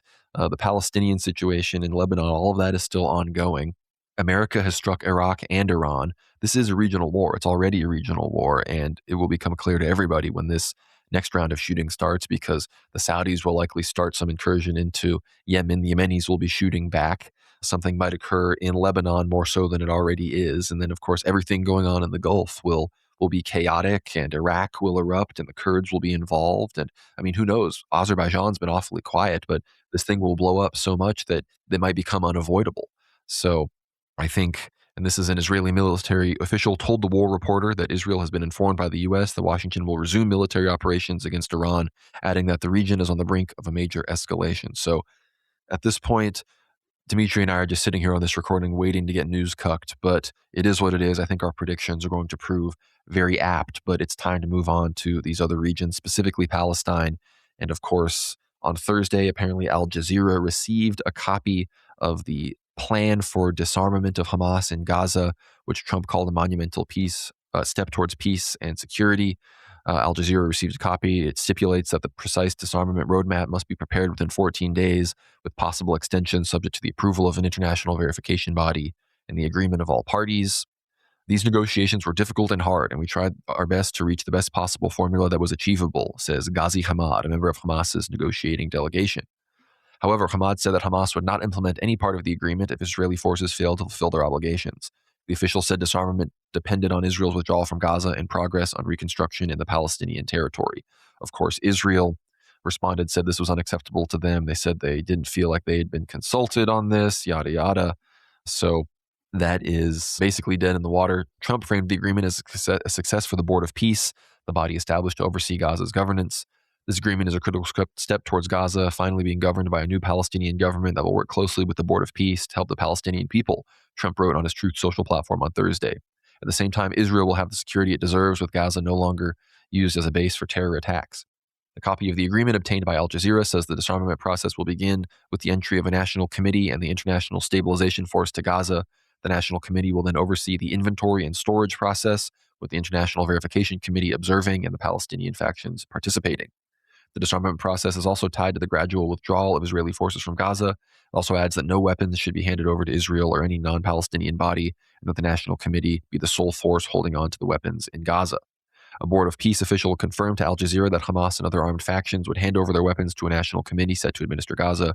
The official said weapons held by the police would be transferred first, followed by the decommissioning of heavy weapons. All military activity in Gaza would have to stop under the plan, though the official said the process will take time to implement. So, again, Israel is basically already throwing cold water on all of this. So I predict, frankly, I wouldn't be surprised if in the midst of the next few weeks of fighting, as the US-Iran explosion inevitably restarts, Hamas might be drafted back into this. Israel might see this as an opportunity to go in. We've heard high-level officials talking about reviving 3 settlements that were abandoned in 2005 by the Jews fleeing Gaza when Hamas came to power. So they're talking about reviving those settlements. Of course, we're seeing the pot continuing to boil in the West Bank as more and more people are killed, as more and more houses are burned, and as the IDF ups the fear factor, as they fear that the Palestinians are getting, I guess, more and more rambunctious and more willing to assault and fight against IDF occupation soldiers. So apparently the rest of the agreement, these are some other deals. It says complete disarmament, police weapons, light, heavy arms, tunnels, weapons depots, and production sites. No withdrawal from the original security line without full disarmament. Only a Palestinian committee will store the weapons. Hamas will cease all military activity. Weapons handover is expected to begin within weeks. Yeah, so I already read all of that. And again, Israel, they've already, they were occupying 60% of Gaza starting at the ceasefire. Now they occupy like 73, 74% of Gaza. So they never abided by the ceasefire. The Board of Peace has only ever been interested in calling out Hamas for their supposed violations. And again, much like the situation in southern Lebanon, none of these deals actually mean anything. And of course, Israel has continued to strike southern Lebanon with drones. Apparently, heavy attacks have been reported in the village of Markaba in the Marjayoun district. The attacks set fire across the area, including both the outskirts of Markaba and Talusay. Marjayoun has been the main target for the past several days, but renewed strikes in the district around the town of Sheba are also being reported, as well as the Ali al-Taher Heights in the Nabatea district. Israeli Prime Minister Benjamin Netanyahu reiterated that he intends to reject any U.S. or other calls to withdraw from Lebanon or from other countries that presently occupy militarily. Netanyahu makes these comments every 2 days. This one is seen as particularly significant coming ahead of a planned trip to Washington to meet with Trump. Obviously, Trump and him didn't talk about Lebanon in any way. He didn't reiterate any calls for the Israelis to withdraw, even though they have these pilot zones that are going on. This is from antiwar.com. It says, after denouncing yesterday's Hezbollah drone strike on an unmanned military bulldozer as a blatant ceasefire violation, Israeli forces have reportedly escalated the number of strikes they carried out against southern Lebanon overnight and into Wednesday. Drone strikes were reported in several areas, including in the Tyre district, where a drone struck Mansouri overnight. Israeli warships were reported off the coast near Mansouri as well, though it's unclear if that was related to the drone attack. Israeli drones were also seen flying overhead in the metropolitan area of Beirut, though so far no strikes have been reported in that area. Indeed, Israel said yesterday that the retaliation over the bulldozer attack wouldn't include any strikes on Beirut. General Heikal, Lebanon's army chief, issued a statement faulting the Israeli military for obstructing Lebanese troop movements in the south, saying they were preventing Lebanon from deploying the troops meant to be sent to the pilot zones with their ongoing operations. Lebanese troops have entered one of the 3 pilot zones, which came under fire by Israel more or less immediately.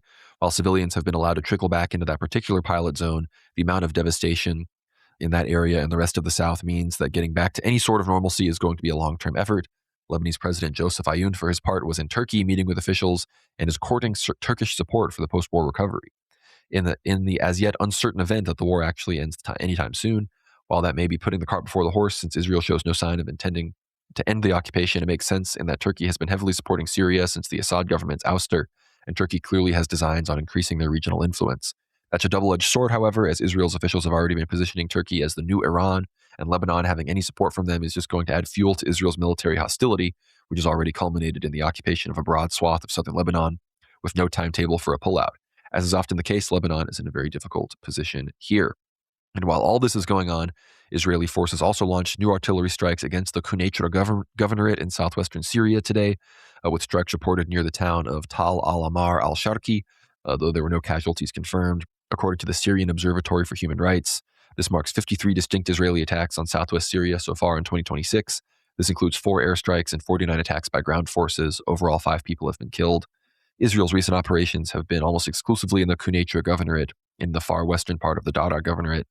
The Dara incident has grown enough that the UN Disengagement Observer Force seems to be taking an interest. Most Israeli operations into Syria have not amounted to direct attacks, and generally are either the brief establishment of military checkpoints along rural roads or raiding a village and detaining a handful of civilians, there have been a growing number of such incidents in recent months. So again, Syria escalating, Lebanon escalating. And again, I don't know what Joseph Ayoun is thinking. We're getting Turkey in there. Israel's just going to use that as an even bigger excuse. If that's true, that means Israel's going to say, we need to invade northern Lebanon, all of Lebanon, all the way up to Akkar, where they almost border Turkey, so they can't get supplied weapons from Turkey. I mean, they can just make up any sort of justification. But another interesting thing in Lebanon is that posters featuring former Hamas leader Ismail Haniyeh, bearing the slogan, "We will not recognize Israel," have been hung on the streets of the Lebanese capital in Beirut. And we're talking about Turkey and Lebanon. I mean, this might be a product of Turkish influence in Lebanon. I mean, we've talked about Nawaf Salam with our good friend Yaqub Sarraf, former defense minister of Lebanon. You can check out our episodes with him over at worldwarnow.co. Great Ether Hour content. But he talked about how Nawaf Salam, the prime minister of Lebanon, is basically a puppet of the Saudis. I'd wager he also has a bit of Turkish influence as well. And perhaps the Turks are trying to influence the Sunni population of Lebanon, who historically are much more willing to collaborate with Israel than the Shia population. And of course, even most of the Orthodox Christian population. Perhaps Turkey is trying to gain influence with them and, get them on the side of Turkey against Israel and on the side of Palestine. That could be what these posters are. Who knows, right? But in general, even Joseph Ayoun, the cuck president, has made it clear that until Israel fully withdraws, there will be no real recognition of Israel or anything like that. And that's what the poster says. We will not recognize Israel. So whether it's the Shias, now apparently the Sunnis might be facing influence from the Turks to be more bellicose and less conciliatory with Israel, who again are literally occupying the south of your country. So all of this is going on. Saudi operations are still taken out by these strikes. Chinese Ministry of Foreign Affairs denied reports apparently that Beijing would supply Iran with 400 shoulder-fired air defense missile launchers. Again, it would be great if they did that. Who knows if they really will? Obviously, they would deny it if they were doing it, but I guess we'll have to see if those are making it to Iran over land. Of course, there's been talk of U.S. land blockade of Iran, destroying all of their roads and railroad sites that leave Iran entirely. So the sea blockade would be coupled with a land blockade, not allowing them to ship crude oil by land, by these rail lines they've established through Central Asia over to China. So all of it comes back together. Of course, Turkey is the other major power here that, again, is being situated as the new Iran, like the articles just said. And they are continuing to make their moves. In our recent episode with Christopher, the Ether Hour episode this week, really check that out. It's going to be linked down below. Very important stuff. We talk all about this Libya, Turkey, Africa summit happening in early December of 2026, and how many elders talk about how there are prophecies that Erdogan's plane will be shot down, likely by the Jews, coming back from Libya or Syria. And again, we can talk about Greek air defense systems here in a second that are going to be, Israeli-Greek systems are going to be operated over Crete. You could easily see Erdogan flying to Libya. He gets shot down, and next thing you know, Turkey has to invade these Greek islands because Israel just shot down their president from one of those Greek islands. So again, Turkish influence is going to be something that Israel continues to use to expand their sphere of influence, this time towards the West, having Cyprus and Israel basically, not having Cyprus and Greece basically act as, the equivalent to Jordan, the Gulf states to their east, defending against Iran. Sorry, I'm all over the place. Then Greece and Cyprus will defend against Turkey to the east with NATO. So that seems to be the broader plan, not just of Greater Israel, but of Greater Israel's, protective net of proxies that will intercept missiles and literally take missile strikes on their behalf. And in the case of Turkey, Turkey won't make it all the way down necessarily to invade Jerusalem. They'll be in Iraq, they'll be in Syria, they may even be in Lebanon, but they certainly will be taking several Greek islands, as the saints talk about. So before we perhaps discuss some situations in Greece and move on to Russia, Dmitry, I'd love your thoughts on the situation in Lebanon, on the situation in Gaza and the West Bank, as well as some of these other things like the Chinese HIMARS and whatnot. It's quite interesting how, there were these particular proposals about Chinese HIMARS being, redeployed to Iran, potentially to provide them some of that support. I think we just need to consider the fact that HIMARS in general, we see this in the Russo-Ukrainian war, the flight range of HIMARS missiles is roughly between like that 200 and 400 kilometer range. I don't believe they reach very, very far. They are incredibly powerful, sort of, how do I describe it? They cover a large area of impact. They aren't necessarily those massive missiles that you see dropped off of planes or like your FAB missiles, but specifically to target troops or positions of, for example, convoys of tanks or convoys of any sort of armored vehicles traveling or even parked in a particular location over a large area or a parking lot or even an airstrip. Hamas are exceptional at actually striking those. If Iran does obtain them, I think this would spell absolute disaster for the Kurds located in northern Iran, for any sort of troop, any coalescence of troops anywhere in Kuwait or any of these frontal position locations. Potentially even, dare I say, they could be shot from the Iranian mainland onto, for example, Karg Island, or even as far from Bandar Abbas all the way to Keshem, etc. So they could reach very far ranges, and I'm not sure about the exact effectiveness of the Chinese version of the HIMARS, but potentially the Chinese, I think, wouldn't mind even having them tested, right? Or having the Iranians test them for the Chinese, right, in a proper theater of war. In fact, we do see Americans and Europeans literally testing, the effectiveness of Starlink being used in combat by the Ukrainians, and the Ukrainians have proven basically Starlink to be an entirely effective form of communication support, even as a primary means of communications on the front lines. And this has been, now it's almost like the scientific method is well and truly applied in these warfare scenarios, and I think the Chinese wouldn't mind, and maybe even the Iranians would welcome experimental Chinese technology and weapons and utilize them against their enemies in the coming conflict. I think that's not off the table entirely. But, it's really curious, Conrad, you mentioned Turkey's involvement, the influence that Turkey has over Hamas, the influence that Turkey has, clearly their alliance with Qatar, the sort of common Muslim Brotherhood union that they have, which again puts them somewhat at odds with Egypt. And it's interesting if that entire Gordian knot will be resolved sometime soon, because that was a major issue for a very, very long time. Turkey and Qatar being the major sponsors of the Muslim Brotherhood for a very long time has really put them at a point of tension with the Egyptian military junta that has taken power. And the Egyptian elites really dislike the sort of Sunni Muslim Islamism, which, again, for whatever reason, Erdogan and Qatar have been promoting for a long time. Not exactly the same flavor of Wahhabism promoted by the Kingdom of Saudi Arabia and Daesh and ISIS and ISIL, for example, but it is still in that same, in the same flavor of Sunni Islam. It is quite radical, and it is very somewhat revolutionary, almost like a Sunni version of the ideology of Iran. In fact, it is sort of prime for export. It is the colored revolution format, and again, the Egyptian military elites don't like that at all. But it's really interesting, Conrad, how we sort of speculate about the ideas, and it's not even speculation at this point. Erdogan and Joseph Aoun have basically foreshadowed the possibility of a Turkish protectorate over Lebanon if the United Nations would leave. The United Nations has proven itself pretty much useless south of the Litani River in defending any sort of Lebanese civilians or to peacekeep at all in any sort of capacity. It's almost more useless than in any African country. Just send all the blue helmets to Africa. Maybe they'll do more work in the Congo or elsewhere, probably in the Sahel. How about we send all the blue helmets to the Sahel, and perhaps they could be much more useful there, right? In places where there actually civilians are being targeted by Jenim and Tuareg terrorists. But in fact, in Lebanon, it's really clear that you do need some sort of powerful military to have a presence there. Sadly, it won't be the Russians. The Russians have showed a complete indifference to Israeli war crimes in the Eastern Mediterranean. I think we can absolutely say that. The bombing of Syria was not responded to by the Russians at all. The port of Tartus is still operational. The Russians still have naval and military assets located there in the southwest border, coastal border of Syria. They still have, of course, north of the port of Tartus, the Latakia Khmeimim air base, which the Russians still control.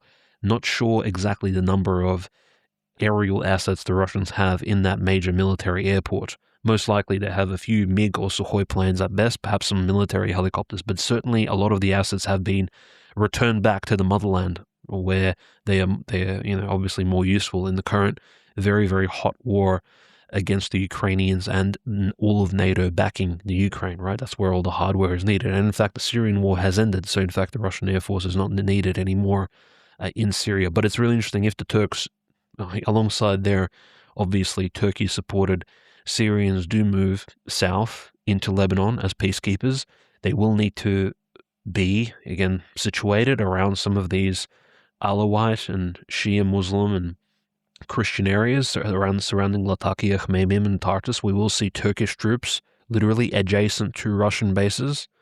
And as we spoke about, many different potential black swan events or provocations that may lead to a Turkish-Russian escalation, Conrad. We may see a Turkish, for example, escalation against the Russian assets being held in Syria. This is not something that's, I think, outside the realm of possibility in the future, especially if there is a Israeli-Turkish, for example, Lebanon is used as a battlefield between the Israelis and the Turks in the future, and that would be very unfortunate for the Lebanese people. But the Syrians in fact have somewhat used Lebanon as a battlefield between themselves and the Arab nationalists against the Israelis in the past. So Lebanon as a sort of neutral, as a Megiddo, as a field of Armageddon, in fact, being north of Megiddo, geographically speaking, for the Turks, would not be outside of would not be entirely speculative. I think it is very dangerous for the Russians to remain entirely silent on the issue. I don't know if this is if the Russians could, for example, take Erdogan's side and in fact support their peacekeeping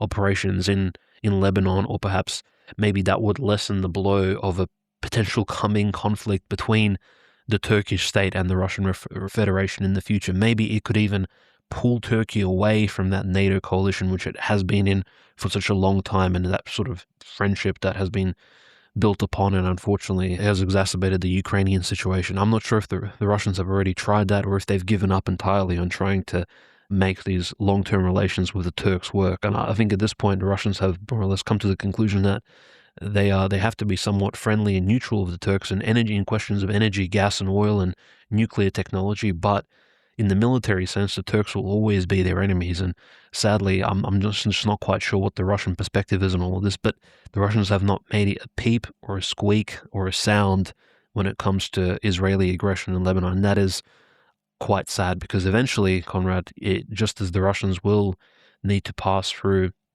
essentially the southern Caucasus lands to assist the Christian countries possibly located there in the southern Caucasus territories, or to, for example, secure those areas and go through Georgia, the Turks would need to pass by these Russian bases in order to assist the Lebanese people, just as 1,000 years ago the Crusaders needed to pass by all of these coastal city-states in their sort of march towards Antioch, Jerusalem, and all these other cities. So it is just really interesting how, once again, sort of history recreates itself, and these Russian bases will be revisited sometime in the future, and perhaps they will be these points of conflict. And maybe, and who knows, maybe the Israelis will use this to their benefit somehow, and will somehow secure these bases for the Russians in some way to try and gain favor from the Russian Federation. Who knows exactly what cards they will play. But at the moment, we've said this many times, Joseph Aoun, possibly the most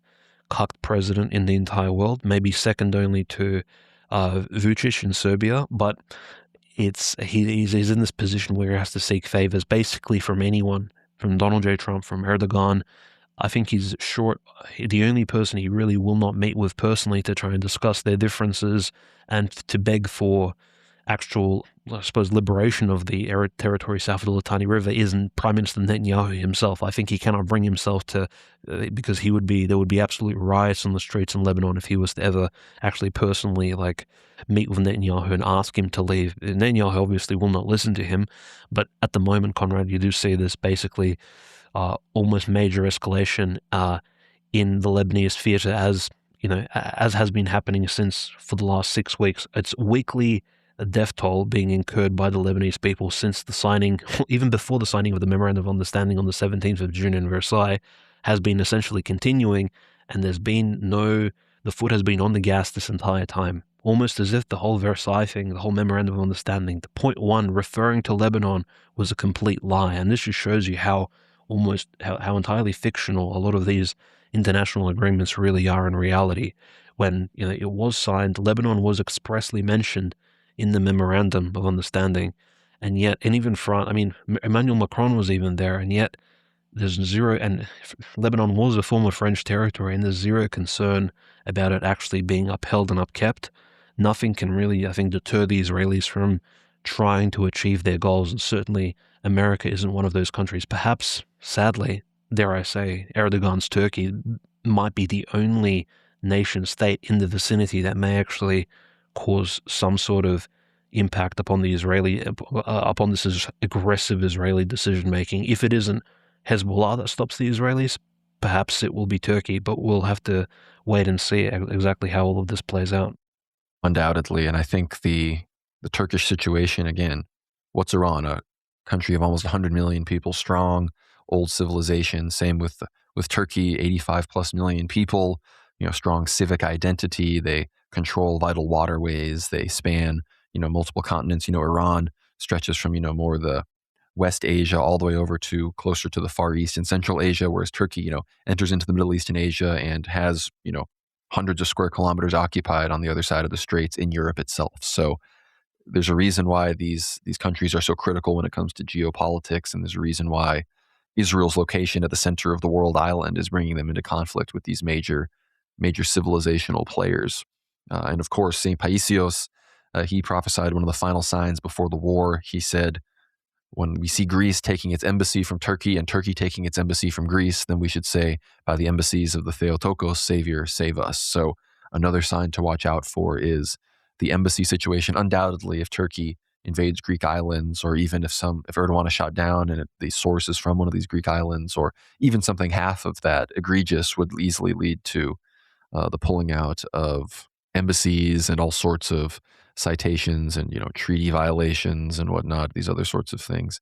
So the situation in Greece, obviously, Mitsotakis has been trying to play it down, but at the same time, he's been using some military rhetoric. The chief of military, defense minister of Greece, Dendias, he's on a 6-island tour in the Aegean. He's flanked by his defense chiefs and military leaders and whatnot. And of course, Turkey regularly accuses Greece of violating its treaties by militarizing or partially militarizing several of these islands. And of course, some of this bellicoseness is for upcoming elections that we've discussed. Again, if you want to hear about the Greek military political situation, we talk about it in our discussion with Christopher. And we've even talked to Father Peter about having a broader discussion. Maybe we'll have him and Gregory on for a discussion about the civic and religious state of Greece entirely. But of course, Greece is also experiencing major fires, specifically on Crete. And I believe there were prophecies about how there will be major fires in the midst of all this. However, Greece has been subject to fires every summer for the past few years due to, I think, poor wildlife management or wild habitat management. Apparently, 29 people jumped into the sea last night to escape the fires in Crete. They were all rescued, but that's literally people getting pushed into the ocean by these fires. So the situation in Greece is obviously not the best. Again, they continue to move closer to Israel. They continue to, again, there's no walking back the gay marriage decisions, these other things that, again, maybe the Third World War would be prevented, maybe this earthquake in Athens and these other things that we talk about with Christopher in the Ether Hour episode this week would be prevented or I guess lessened in their severity if Greece had walked back some of these things. But at the very least, they are resisting the digital ID. We talk about that as well in our recent 2 Ether Hour episodes with Christopher and with Father Peter. Apparently only 10 to 15% of the Greek population has received the new ID card, which was prophesied by St. Paisios, and he told them to not get it because it would be a precursor to the Antichrist beast system, much like the COVID vaccine that St. Paisios also prophesied. So always good to keep your ears to the ground of the prophecies of these saints. Crete, Cyprus, these islands are going to they already are becoming much more significant geopolitically as the situation with Iran heats up, and as Turkey gets involved, it's only going to become more so, with the Turks attempting to seize Crete, at least seizing part of it, pulling out of Cyprus. All of these things are going to happen in God's time. So there is much to look forward to say the least. But unless you have anything else to say about the Eastern Mediterranean, Dmitry, it is time we look northward, just through the Bosphorus and Dardanelles Straits, through the Sea of Marmara, into the Black Sea. Of course, the blockades and the strikes on the Black Sea have escalated. Odessa is effectively a blockaded port now. The Sea of Azov is facing major pseudo-blockades from the Ukrainians. So the Bosphorus and Dardanelles Straits, it's going to come into play as these blockades happen just north of them here very soon. So that, of course, is going on. Of course, the front line is slowly but surely, ever so slowly, the Russians are moving forward, but it's really at a snail's pace. But the other big story, of course, were a Russian missile apparently impacted in Poland, in the area of Targowisko and Otroks, which I think they said was almost 90 kilometers away from the Ukrainian border. Of course, no one died. It just fell in an open field, fairly large crater. But of course, it's being investigated. Of course, it's being treated like a huge issue by the Poles. So between that and the major losses apparently in Russian energy production, the wildberry strikes. We discussed that last week on World War Now. And of course, Trump having not yet decided and really delaying his decision on whether or not to allow the Ukrainians to build Patriot missile systems in Ukraine. These are all sorts of things that are going on in that front. Trump told the Financial Times it's a very extraordinary weapon, and we have to be a little bit careful of who we license it to. We don't really license equipment. So, Dmitry, I'd love your thoughts on all of this, and feel free to break down everything you know going on the front lines in Ukraine. No, certainly. And, recently, obviously, just in relation to the issues with, of course, Morocco and Spain, Spanish tensions going up, we did see Ursula von der Leyen, the European commissioner, mention how, well, this sort of mass migration of this in an uncontrollable style she almost took like a right-wing position, in fact. And this is the woman who said the European values are those of the Talmud in just a year prior, in that absolutely comical clip of her. But Ursula von der Leyen, of course, guaranteed an additional, just yesterday, I believe, European Commission approved another 3.47 billion euros in aid for Ukraine to procure UAVs, missiles, Gripen fighter aircraft, etc. And again, pledged to provide an additional 8.3 billion euros to Kiev to strengthen political reforms inside the country, including anti-corruption measures. So can you imagine, in 1 year, 8.3 billion euros, that's more than the military budget of certain second world countries. Insane. To just for internal domestic reforms in Ukraine, a country which has lost maybe 30% of its population to war and basically migration. It's completely just European taxpayer money is just being absolutely melted on this failed project, but it's completely nuts. Meanwhile, as you said, Conrad, the bombing by both sides is completely intensifying. Like, just drone-wise, every single day. Just yesterday, for example, at the end of July, it was recorded that 712 Ukrainian drones were shot down by the Russian armed forces, 13 guided aerial bombs. These are bombs obviously dropped by F-16s, MiGs, and other Ukrainian airplanes, which again, these fighter planes do not enter into Russian airspace. Both sides use their air force very sparingly, which is something we'll see quite the difference in. But neither Ukraine nor Russia uses major bomber aircraft in any of their sort of military air force tactics in this particular conflict. I mean, they do drop FABs, but those are dropped from and launched basically, obviously, laser guided, GPS guided from hundreds of kilometers away before they strike their targets. You don't see any of this like massive aerial fleets flying overhead, as we will see in Iran shortly, just as we saw during the early periods of the Purim War. But yes, hundreds of Ukrainian drones, and most likely similar amounts of drones, are being thrown by Ukraine at Russia and by the Russians at the Ukrainians. Most of them, of course, are being shot down. Drones are, of course, quite easy to shoot down for Patriot missile systems and other even Soviet-grade air defense systems in Ukraine. However, what we noticed, at least in the last 3 weeks, and we just have to reiterate, there appears to be a shortage of these interceptor missiles, at least to shoot down Russian Kinzhal and Iskander missiles, which are actually hitting their targets more and more accurately and launched from Russian planes. These missiles, of course, are hitting major arms depots within Ukraine, deep into Ukrainian territory, like hundreds of kilometers inside.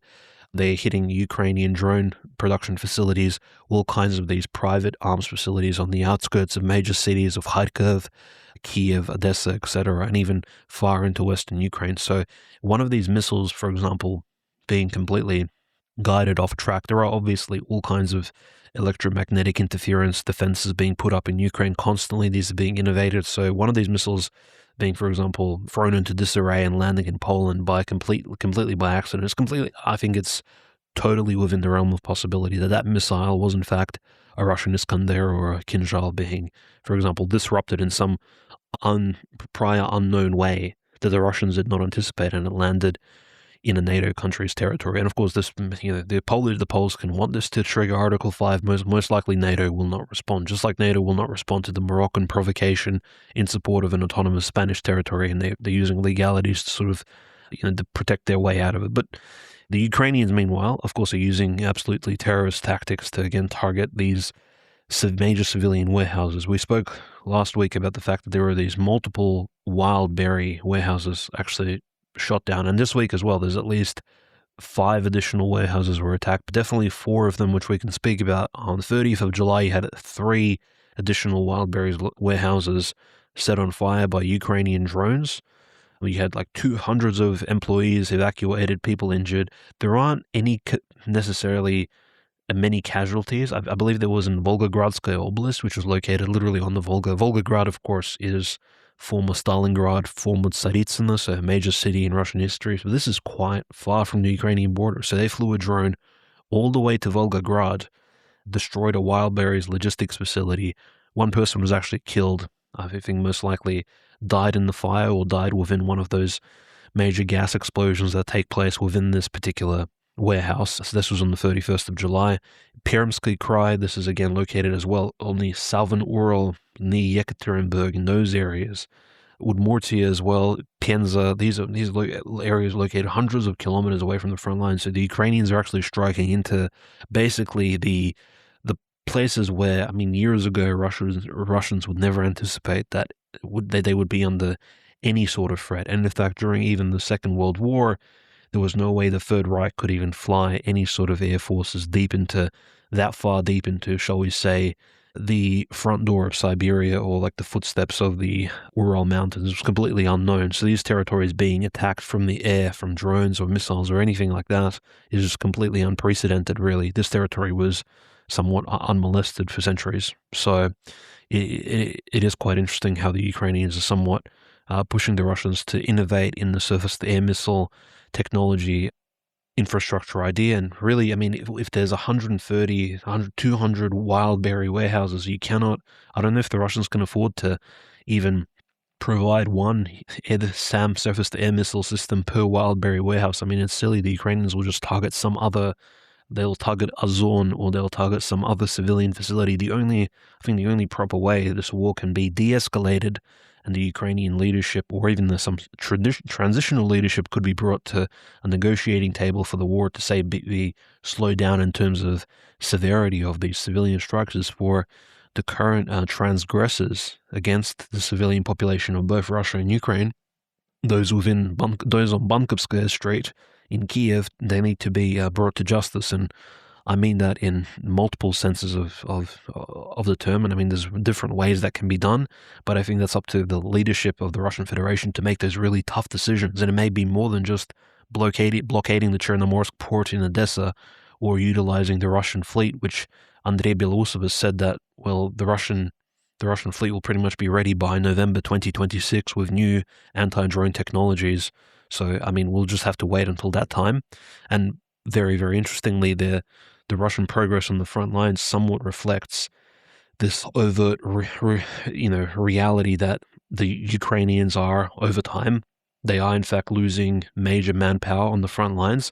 They're less reliant on tanks. As soon as the Russians get through, establish electromagnetic defense systems, as soon as they take certain Ukrainian cities, villages, and the Ukrainians lose those frontal locations to launch drones from, the Russians suddenly take large swaths of gray zone territory and move forward in sort of not leaps and bounds, but we're talking still significant kilometer gainage, which before was simply unattainable because short-range drone launches by the Ukrainians have been absolutely destructive for any sort of Russian pushing forward towards some of these major cities. Of course, we're speaking about mostly the Donetsk front line. So the Ukrainians are using the major cities of Druzhkovka, Kramatorsk, and Slavyansk to launch these short to mid-range drone launches at the Russian front positions. But now the Russians, I think, are almost approaching it in a similar way to the Iranians. It's the only way to really.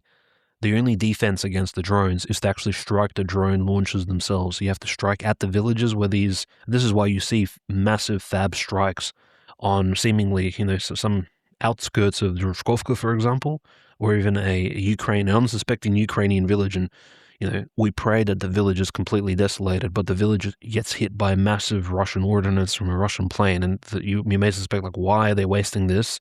Why are they wasting so much munitions for just seemingly a small village of 20, 30 buildings clustered together? It's because most likely that village was being used as a Ukrainian drone site, and those drones were causing insane havoc, wreaking havoc on the Russian front lines. There could have been 50 drones launched from that one village, and the Russians are making sure they take care of that village prior to moving forward and establishing a further foothold up. But at the moment, the Russian progress, again, is still incredibly slow. They are still moving forward in sort of inching towards those three major cities in the Donetsk People's Republic Oblast. And I think, as some of the analysts like Shiryaev has pointed out, probably by the end of 2026, we will see, for example, a fall of Kramatorsk, Drushkovka, but Slavyansk is something that will be on the Russian menu of cities to besiege and take possibly only in 2027.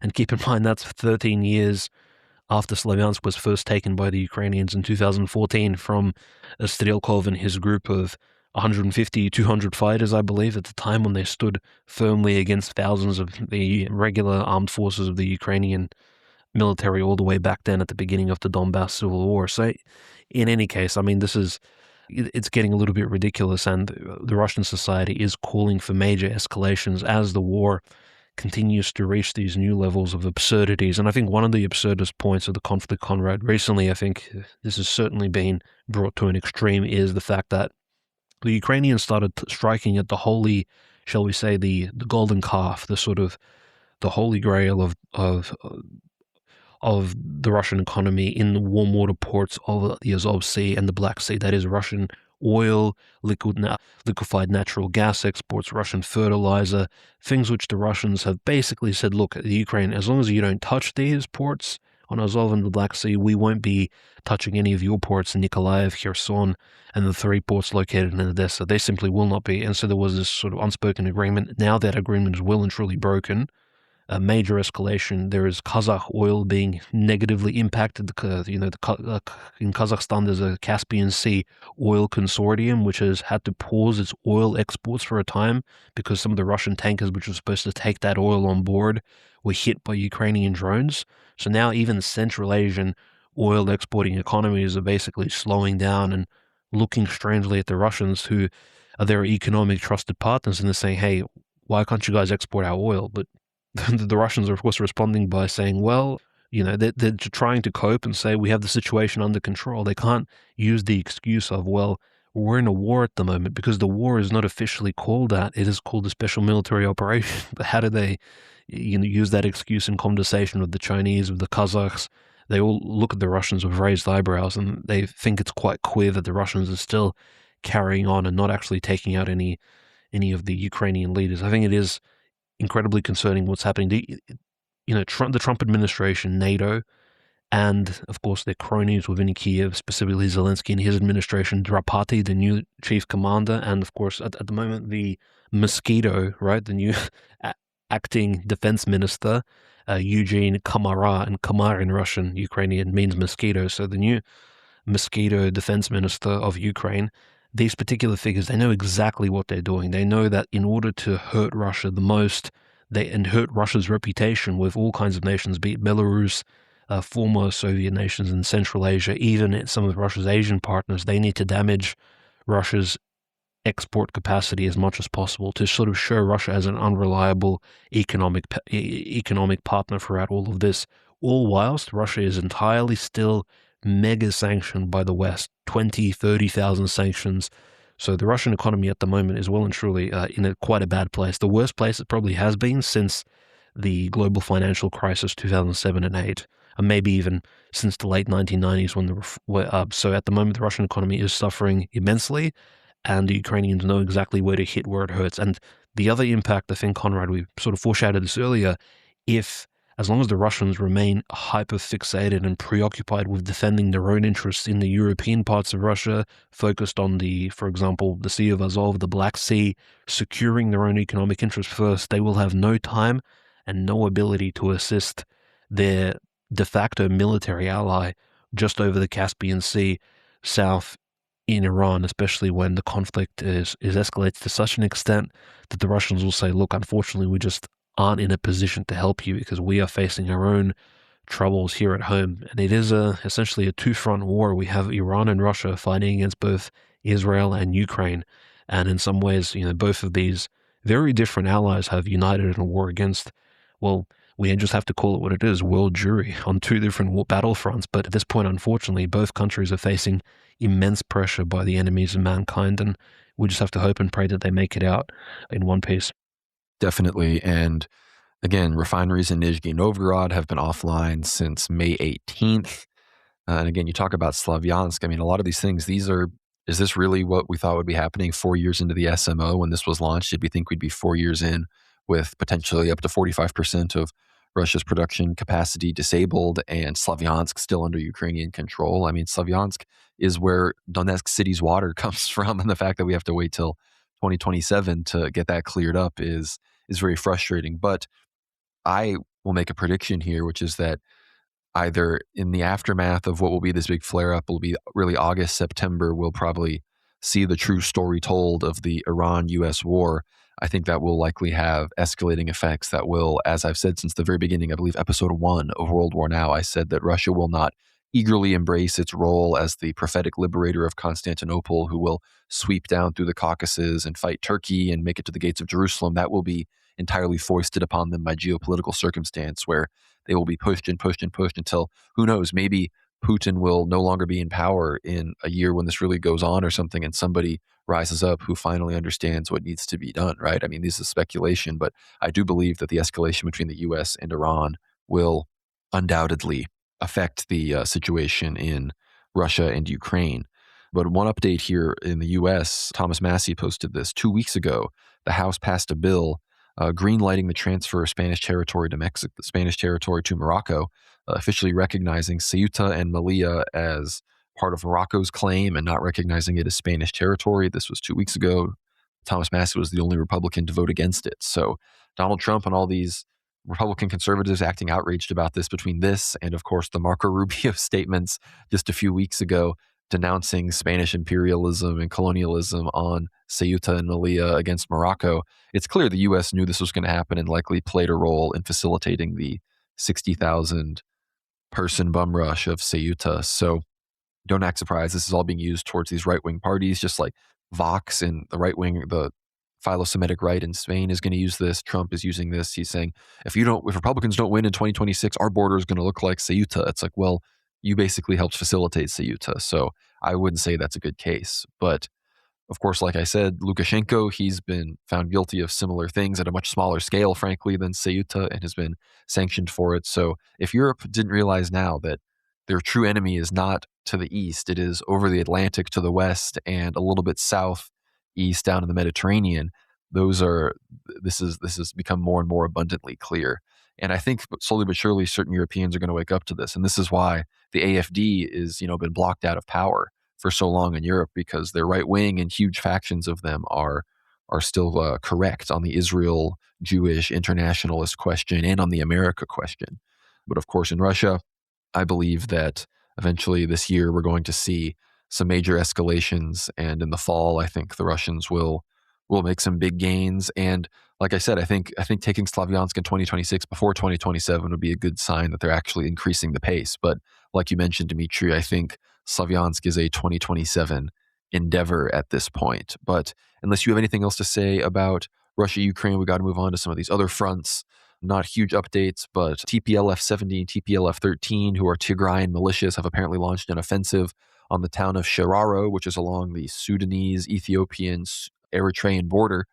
Apparently, Ethiopia had started an operation in there with their forces into Sudan, getting involved in the Sudanese civil war somehow. This is all very complicated. It's been a while since I've covered the Ethiopian civil war, but basically that appears to be kicking off again. And with the proximity to the Red Sea and the UAE's involvement in the Sudanese civil war, it's clear that when this Middle Eastern regional war really, really kicks up again here, likely in the next few hours, it could also merge across the Red Sea with the conflict in East Africa, as it really already has with the UAE and Turkey and these sort of proxy battles that are being fought. So the situation in Africa, obviously over in the Maghreb and Morocco, it's intense. Of course, a big part of this as well was the U.S. helped Morocco achieve dominance in Western Sahara, which for years was disputed, and Algeria was funding the locals there to stay independent from Morocco, but Morocco seems to have won. So again, pair that all together with Spain drifting towards Algeria, Spain refusing to support Israel, Spain refusing to allow U.S. bases to bomb Iran, Spain recognizing Palestine, on and on and on. Of course, Spain's historic relationship with Jewry, all of these things contributed, of course. But I think largely it was the geopolitical relationship between the United States, Israel, and Morocco that are seeing those two powerful controlling countries facilitate Morocco ascending in North Africa at the detriment of Spain, who Trump and everyone have really, I mean, you got to remember, it's not just, there was other countries that, supported Palestine, like France, and sure, Trump's gone after Macron, but the Jews really, really went after Spain, and Trump followed their lead in the past few months. And if you've been following the news, that's abundantly clear. So this is not surprising at all. Other news before we discuss church news, we have Venezuelan interim president Delcy Rodriguez told Time magazine that she believes Nicolas Maduro's biggest mistake was leaving Venezuela too internationally isolated, arguing the country should have maintained more open and diversified geopolitical relationships, particularly with the U.S. She said her government is working to rebuild international trust and expand diplomatic ties. Asked whether she has communicated with Maduro since his transfer to the U.S. in federal prison, Rodriguez said she had very little contact, receiving only messages through his lawyers. Rodriguez noted Maduro believes the developments in Venezuela have been very positive. I don't know about that, but Delcy Rodriguez obviously was the one behind the Maduro betrayal.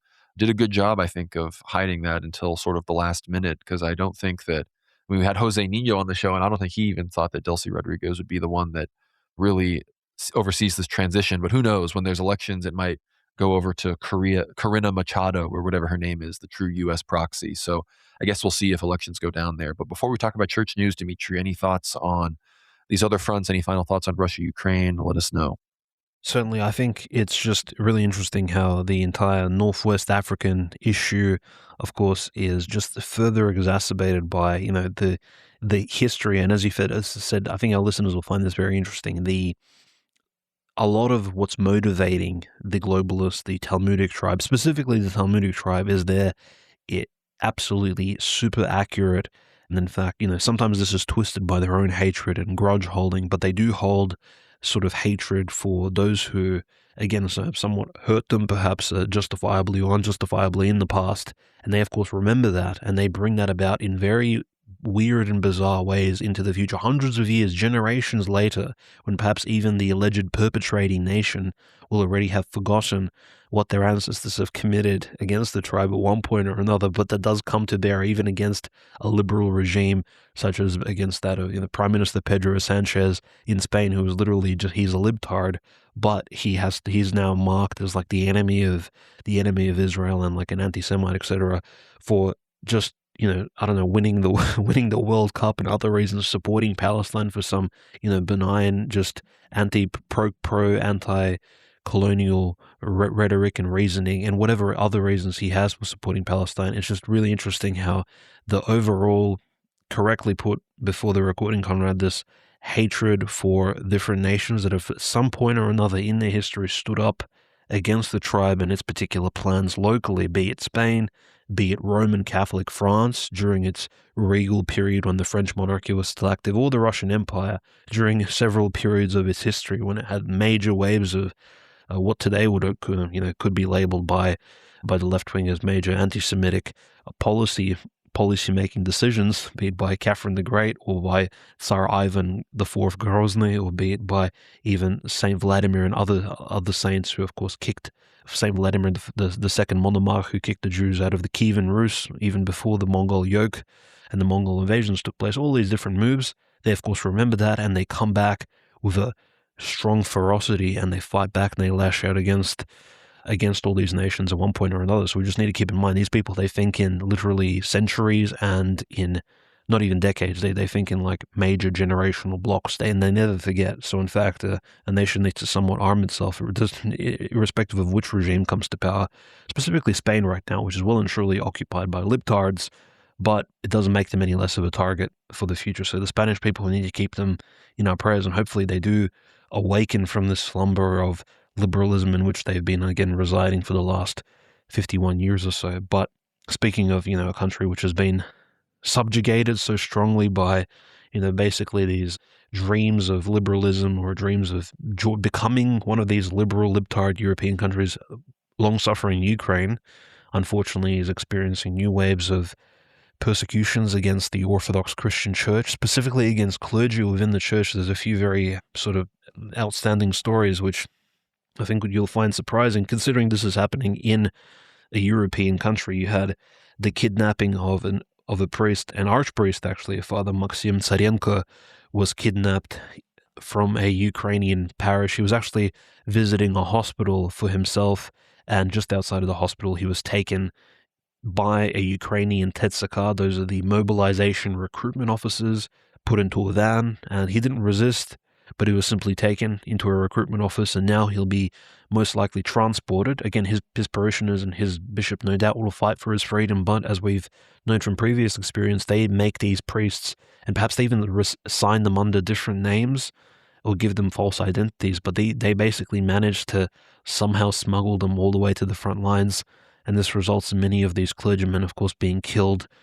In some, again, this is quite diabolical, but in some ways even by the Russians against whom they're forced to fight. And again, this is quite a devilish sort of strategy by the Ukrainian armed forces. And definitely something that we haven't seen sort of utilized before, that sort of forcing clergy to fight. I believe maybe the USSR did that during the Second World War, but that's the only real precedent I can think of historically. And there was more stories obviously coming from the Ukraine. Unfortunately, very sadly, in the Lugansk People's Republic, the Special Military Operations Zone, but the city of Lugansk suffered another terror strike. A hierom monk named, I believe he was actually not a hierom monk, just a regular monk, Raphael Anisimov, was killed by a Ukrainian drone. For whatever reason, the drone targeted this monastic's brother Raphael was killed in Lugansk, and there's going to be a funeral service most likely this week commemorating him in the city of Lugansk itself. I don't want to say expressly that he is a new martyr of the church, but definitely an Orthodox Christian monk being killed outright by a Ukrainian drone, and this is unrelated to any military action at all, is very clearly a sign of at least he's a confessor of the faith, just simply even living and working and assisting Orthodox Christians in a time of strife in a zone such as Lugansk, located so close to the front lines. I mean, it's just horrendous. There was also another strike in Lugansk, as again, and this time a hierom monk, Hilarion Kachur, was actually, and this was actually a hierom monk who was in the Russian military. So he was actually serving with the Russian armed forces. He was like a military chaplain, and the drone exploded next to him, and some shrapnel was. He's actually fine. He is severely injured, but there was shrapnel that damaged his leg, but he appears to be recovering well and truly safe. So there are still clergy, of course, being hurt in this overall conflict, but it is quite curious. And, some of those areas, Conrad, that you traveled to last year, all across the sort of long-suffering Ukrainian land, it's interesting how the Ukrainian armed forces and some of these mercenary groups that do launch these drones, they don't really care which clergymen or which monastics they do strike. Like, it's not just the ones that serve in the Russian armed forces that are the targets. They hit basically anyone wearing black, anyone dressed up as a member of the Orthodox Church. They're literally targets for whatever reason. And they have killed many priests, many monks, just over the last, as we said, since 2014, there's been an exorbitant amount of clergy and monastics killed all across Ukraine, pretty much more than in any other European country in past decades. So that's quite concerning. The last story I do have here is actually quite a good one, quite a nice one, because it actually defines that there may be a sharp delay in the Ukrainian regime of Zelensky taking and assaulting another Orthodox Christian monastery, the largest monastery in Ukraine, in the western part of Ukraine, just to the east of the city of Lvov, is located at the Pachayev Lavra. And this Pachayev Lavra has a very special icon of the Theotokos. It's called the Pachayev Mother of God icon. It's encased in this very beautiful golden decorative case, like the rays of the sun sort of coming out of the icon. It's very beautiful. I've seen this icon personally, or on online resources. It was used to exorcise demons out of people. Incredibly powerful, miracle-working icon. And on the 5th of August, it will be this icon's feast day. And at the moment, what the tradition is, there's a city located just north of Pachayev Lavra, just under 200 kilometers away from the Pachayev Lavra. A Orthodox Christian procession travels for 200 kilometers on foot. The faithful walk for roughly 5 or 6 days towards the Pachayev Lavra from Kovel in northwest Ukraine. And then they make pilgrimage, and usually the end of their pilgrimage roughly aligns with the 5th of August, when they have liturgy at the Pachayev Lavra, and they all confess and commune with the local monks, and they have this massive celebration. So I don't think the Ukrainian regime will be actually striking at the Lavra, whilst there are thousands of faithful West Ukrainians actually celebrating this big feast day of the Pachayev Mother of God icon. I think they're probably going to be holding out for a couple of weeks, wait for the crowds to fizzle out, and then perhaps make those potential assault strikes against this major Western Ukrainian monastery. So I do have somewhat concerns about even Putin's recent statements about, for example, he said Western Ukraine isn't really a part of Russia. It has no, we have no interest in that particular area. He says parts of it should go to Poland and Hungary. And so, but there are concerns about, well, what about cities like Kovel, but the Pachayev Lavra, even places within Lvov that have these long-standing, century-old Orthodox, I would say even millennia-old Orthodox Christian communities, which will be put in jeopardy from their NATO-occupying nations. So I think maybe Lavrov and Putin should really look into exactly how these Orthodox communities are even operating before they make these sort of generalizing statements that, Pachayev Lavra should go to Poland or Hungary. I mean, and what will be the results of such major transitions of rulership exactly. So anyways, it's very, very sort of nice to see the faithful, despite the current war, despite the risk of literally being kidnapped off the street, still celebrating these major feast days in the early week of August, even in Ukraine. The persecution continues, and at this point, I mean, there's just so many events that unless you're following the Union of Orthodox Journalists or Ortho-Christian or actual Russian sources, you're not gonna hear about a lot of these things, unfortunately. Unfortunately, as well, the persecution is spread outside of Ukraine, and the other country that seems to be, other countries are always vying to be the ones persecuting at the next level besides Ukraine. For a while, obviously, it was Syria, and the persecution there against the Christians is still ongoing. But now it seems Estonia, they continue to kick the hornet's nest and persecute the canonical church there. This is from Ortho Christian. It says Estonian officials are debating whether to end the Moscow-affiliated church's lease on the St. Alexander Nevsky Cathedral in Tallinn after Interior Minister Igor Taro called for the agreement to be terminated, reviving a long-running dispute over the landmark's future. Taro said the city of Tallinn, which owns the building, should end its lease with the Estonian Christian Orthodox Church, a self-governing church within the Moscow Patriarchate. There's no need to nationalize anything, simply terminate the agreement early and shut off the money flow to the Moscow organization, Taro said, adding the unfounded claim that the cathedral functions as a tourist attraction rather than a traditional parish church.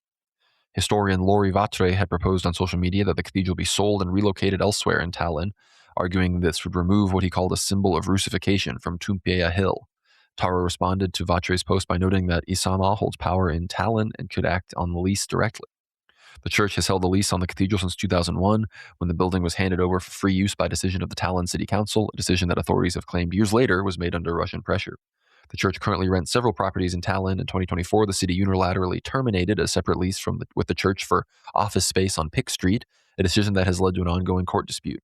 Tallinn Deputy Mayor Tiit Terik of the Centre Party said the city currently has no legal grounds to terminate the St. Alexander Nevsky Cathedral lease, since neither party has violated its terms.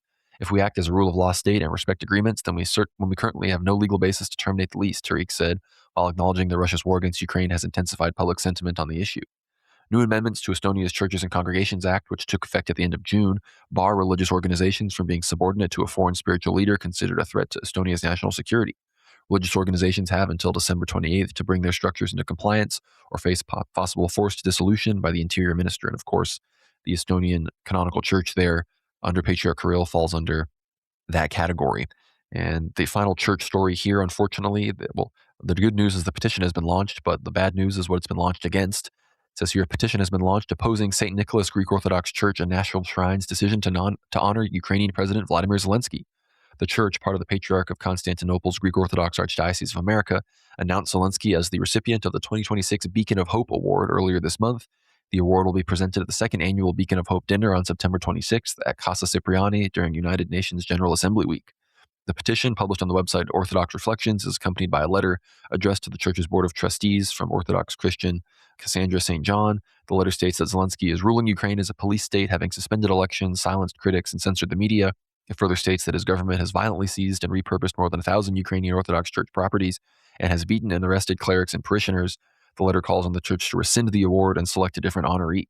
The petition text states that Zelensky is not a democratically elected head of state and accuses him of having canceled elections, shut down opposition, and engaged in brutal repression. It further points out the government has actively persecuted the canonical Ukrainian Orthodox Church, even to the point of forcibly conscripting canonical Orthodox priests into the Ukrainian army. The text states that many American Orthodox belong to jurisdictions that pray for Metropolitan Onufry, the Ukrainian Orthodox Church, and the Ukrainian people at each divine liturgy, and describes the award as a direct slap in the face to all Orthodox jurisdictions in North America that recognize the UOC as the canonical church in Ukraine. Each signature on the petition triggers an email containing the petition text to the Church, the Greek Orthodox Diocese of America, the Assembly of Canonical Orthodox Bishops, and the Archons of the Ecumenical Patriarchate. A final copy with all collected signatures will be delivered to these bodies before the September dinner. The petition had gathered 262 signatures as of this writing, and that was a few days ago. The Church has described the Beacon of Hope Award as recognizing individuals whose lives' leadership reflect the enduring spirit of courage, resilience, and moral clarity in the face of adversity, and has said Zelensky's steadfast defense of freedom and human dignity has inspired millions around the world. Just absolute NGO boilerplate nonsense. So sign the petition. We'll have it linked down below. I don't think it'll necessarily have a huge effect because we already saw the Juneteenth Diversity Fest at the St. Nicholas National Shrine, so they do all sorts of nonsense, but sign the petition nonetheless. Here, as we reach the end of the show, I wanted to report one more thing here. This is from the New York Times. It says Iran used the brief ceasefire to coordinate with proxy groups, including Hezbollah, the Houthis, and Iraqi militias, on a plan to escalate attacks if the U.S. resumed military strikes. The strategy is intended to raise the cost of war for President Trump by targeting U.S. allies, disrupting oil supplies and shipping, and increasing regional instability. Recent attacks on Saudi energy infrastructure, shipping near the Suez Canal, and areas hosting U.S. forces are viewed as part of this coordinated campaign. So as we discussed, the Iranians will immediately activate all of their allies in the axis of resistance once the American attack occurs. In many ways, they already have, like it mentioned with the attacks near Suez and the other Houthi Iraqi assaults. But again, the regional war has already begun, and I think by this weekend, I would wager a good portion of the world's population will be in agreement with the thesis here at World War Now, which is that we are in the midst of the Third World War. I'd love your thoughts on those persecution stories and your final word, I guess.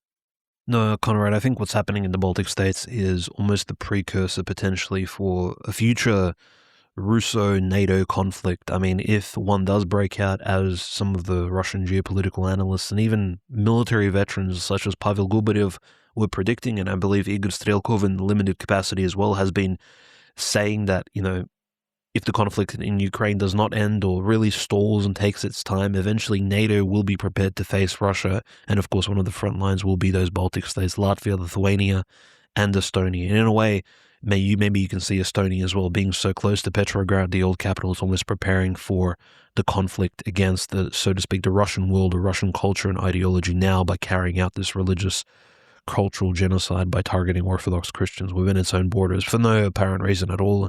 There's no relation of the Russian Orthodox Church to the military, especially not in Estonia. I mean, it's completely ludicrous and insane. But with that all being said, I think this has been a very packed episode. We are, in fact, preparing for some absolutely heinous attacks, unfortunately, by MAGA, by the Trump administration, by Israel, and by their GCC states and allies. So we really appreciate, again, any likes on the episode, people share it, put your thoughts out there, leave some comments for us to read.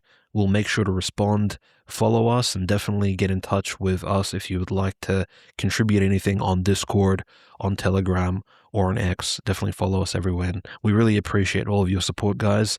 See the links in the description below. It's been a really good episode, Conrad. I think we've covered things, especially now on this brink of the reignition of the conflict.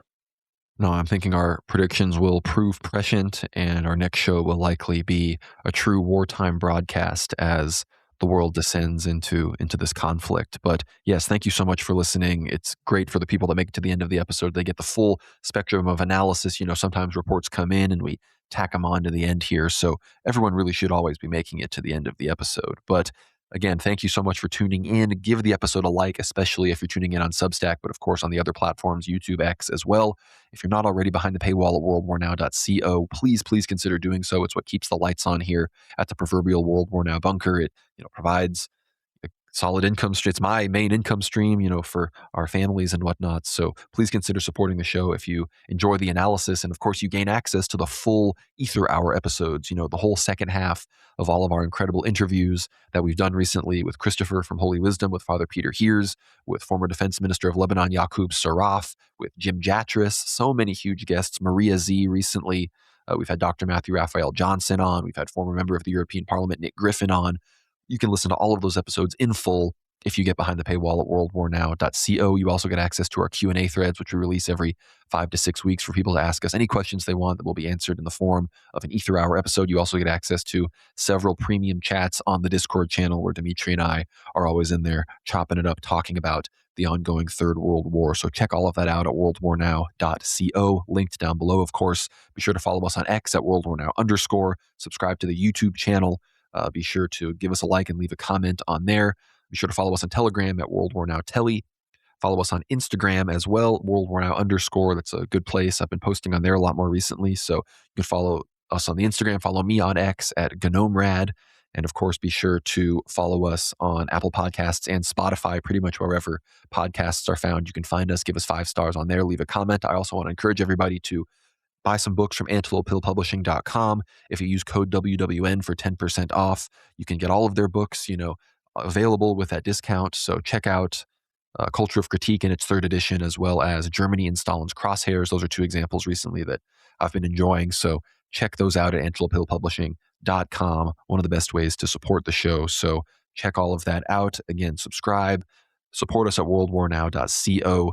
And by the time we talk to you again, I think some big things will be happening. So we'll see you on the next one. God bless.